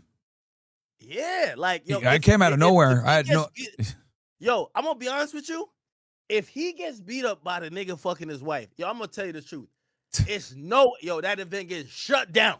Like, yo, I would have had explicit instructions. If I don't win this fight before I'm knocked out, man, make a movie. Like, yo, y'all gotta do the Antonio Brown in this. Yo, no, I'm playing. But something gotta happen because my wife, you gotta remember, they're in Miami. They live in LA. A 6-hour flight when your girl keep looking at you like this, thinking about how she got fucked by the nigga who knocked you out. Oh my God. Yo, when you tell her to make you a sandwich, it'll never be right. Ever. Yeah, make no. You a sandwich. Nigga, make it yourself, you bitch. Like, yo, hell nah. What I'll do is Sneako, you should come too, bro. I'll make a group chat with us 3 because obviously I don't want to say the details here on stream, but I'll make a group chat with you guys 3 and then we should all go there. I think it'll be good. Bring your backpack. You guys can IRL stream all that. It'll be good. Now I gotta pop out. This shit's crazy. Yeah, we should definitely go. You down, Sneako? Yeah. Make a group chat. Here, I'm gonna make it right now. Yeah, and yo, Ack, can you stay? Diddy free song for you. Ack, did you get your hotel yet? Yeah, I got it. You already got it? Okay. Is it close to me? Pause. Yeah, no, of course. You know. Okay. You know. All right. That's all I'll say. You know. Okay. I'm in there. Okay. Good. Nice. Oh, I know exactly what you're saying, actually. I'm at your spot though. Hey, now you're gonna talk shit about my crib again. No, I got to live stream me walking into the Miami crib. Like, I might go in there and be like, I like the view. Yo, the view in New York was ass, bro. Like, you showed me. You don't know what a good view is, bro. Yo, Sneako, come meet me and Ak tomorrow before we go, because you already know where to go. All right. Talk soon, guys. See you tomorrow. All right. Peace. All right, man. All right, Ak, I'll see you, bro. I'm texting you and Sneako right now so we can like do the logistics and shit. What time y'all want to leave and stuff. All right, brother. All right, cool. Take it easy, man. Later. All right. All right. Cool. All right, guys. We are back. All right. Let me see here.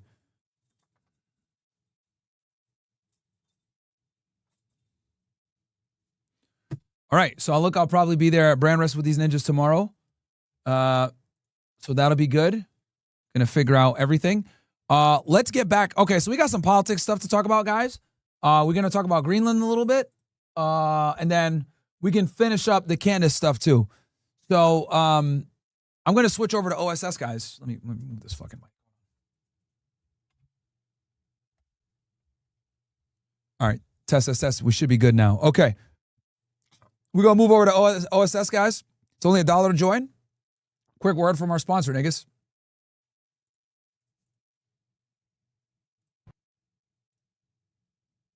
Me on Instagram, they demonetized me on YouTube, they banned me on Facebook, they banned me on Twitch. The ADL and the SPLC put me on their hit list, as well as Media Matters. That tells you everything you need to know. They don't want you to hear what I have to say, and that's exactly why the OSS Army exists. The OSS is my uncensored army, where the truth prevails over all the lies. But OSS isn't just content, guys, it's a movement. It doesn't feel like a group, it's a force, it's an army. Inside the community, you connect with like-minded individuals that aren't afraid to question the narrative. 46,000 plus strong, pushing towards 10,000. Every new member makes the message louder, and they can't censor all of us. This is where you can speak freely and not have to be worried about being judged, fired, labeled a hater, anti-Semite, misogynist, or any of these other stupid-ass buzz terms that they like to use for people that are critical thinkers. The movement goes beyond the live stream. We build a community, we're able to have discussions, we're able to go ahead and interact with each other the way that we want, where we don't have to worry about censorship. We have a Telegram group where you can connect with like-minded guys. We have a Discord that's completely free, and we do one annual meetup per year in Miami on 420. You'll also get access to exclusive live streams you won't find on YouTube, call-on portions of the show, and other goodies that you won't find anywhere else. And even the merch is a part of the mission. But it's not about fashion, it's about an identity. You have the ability to think critically and challenge the narrative. High quality Nike gear, and not ridiculously branded, that allows you to identify each other without being too overt and understanding that you know what the hell is up. So you can go ahead and move covertly with your red pill awareness compared to other blue pill normies. All of this for just $10 a month, or you can join for the year, use JFK 911 as the promo code, and you get in for $50 for the year. This isn't just content, it's resistance, it's culture, and it's freedom. It's the OSS Army.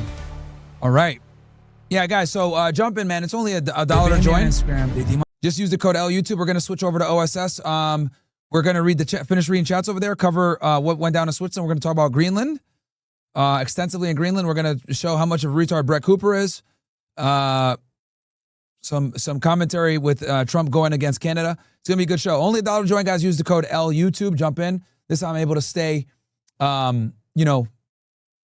honestly, not controlled by these motherfuckers. Like, the reason why I'm able to tell these guys fuck off is because support from you guys. Only $1 to join, man. If you don't like it, you can cancel. So jump on in, guys. I'm going to switch over. You guys know what time it is. Okay, we got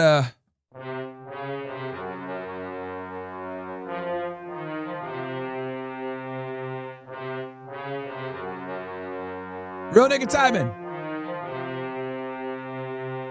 Man, these people took my kids from me, then they froze my bank account. I got so much anger in me, got no way to take it out. Think I'm stuck in a matrix, when I fuck's my nitrous. Yes, I am a cuck, I like when people fuck on my bitch. The shit that I'm posting on Twitter, they telling me, hey, don't say that. How niggas can't see me in public, I'm driving an all-chrome Maybach. With all of the money and fame, I still... All right, niggas, you guys know what time it is. Let's fucking go. We're switching on over, guys.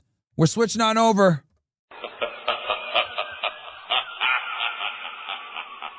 Come on, guys. OSS time. Click the link.